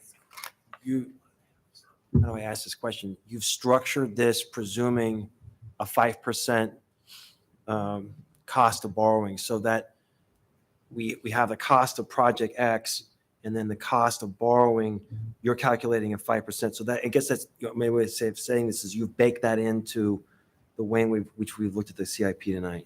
Yes, we bake that into the way that we pay for the CIP. So we build out amortization schedules for all of the bonds over the next 5 years and take a look at the impact of that debt schedule and the impact on the property tax rate. So You'll see on the Friday before. Remember, he'll lay out that whole yeah. justification for where we're going to be for the debt service levy for the current year. Plus, we project out the 5 years, and we have to make sure it'll never be flat, probably, but we don't want it to go like this either, because that's layered onto the other levies that affect your taxes. So we try to make it a little gradual increase as much as possible. And that's really a significant piece of all this. If our cost of borrowing goes up that much, I mean, that affects the projects we can do. So, And your property taxes. Yeah. Right. Again, a balance there. Okay, we appreciate your time. There's a lot of good projects here. Staff's done a good job, I think, identifying them. I always have to be careful not to layer too much on them. It takes a lot of time to do these projects, and you want them all, but it doesn't do any good to put them in the CIP and they get backed up. We don't accomplish them. So I've kind of tried to put the brakes on them for a little bit, let them catch up, take some breathers here. It's a good time to do it. But there's still plenty of new projects to come, and it'll be exciting. I think in the next 5 years with these improvements, you'll be more proud of the community at what we've accomplished. Any closing questions? Corey, Steve? Okay, so we'll have public input next Tuesday night. Final decisions by the council aren't going to have to be made till Valentine's Day, February 14th. Can we all bring a shoebox, like decorated shoebox? That's Oh, we can put our- That'd be fun. Bring your Valentines. Oh, that'll be I know. Yes, we're gonna do that will be very interesting. So I'll get no Valentines like I did when I was in And grade just school. like in school, me too. Anyway, moving on. All right. Okay, we do not have any disposition of communications to council tonight, so we'll move on to council comments. And Gloria, start with you tonight. Nothing tonight. Yeah. As we approach this is the most important thing that we do in the course of the year. And I know it's not a kind of topic that brings a lot of people in, but I feel the weight of this more than I have in the past. This is my last budget I'm going to work on, at least for a while. And so I'm excited to get started and thanks to Steve and the staff for paving the way for us. Nothing Nothing? tonight, no. Amber? Nothing for me. Nothing for me. Nothing for me. I just want to comment that we had a really wonderful Martin Luther King Day celebration last night, and Kids were great. Councilmember Rollins presented a very wonderful keynote speech. Thank you for doing that, and in the downstairs in the auditorium. So with that, I'd entertain a motion to adjourn. Move we adjourn. Second. All right. Those in favor say aye. Aye. We are adjourned. Thank you.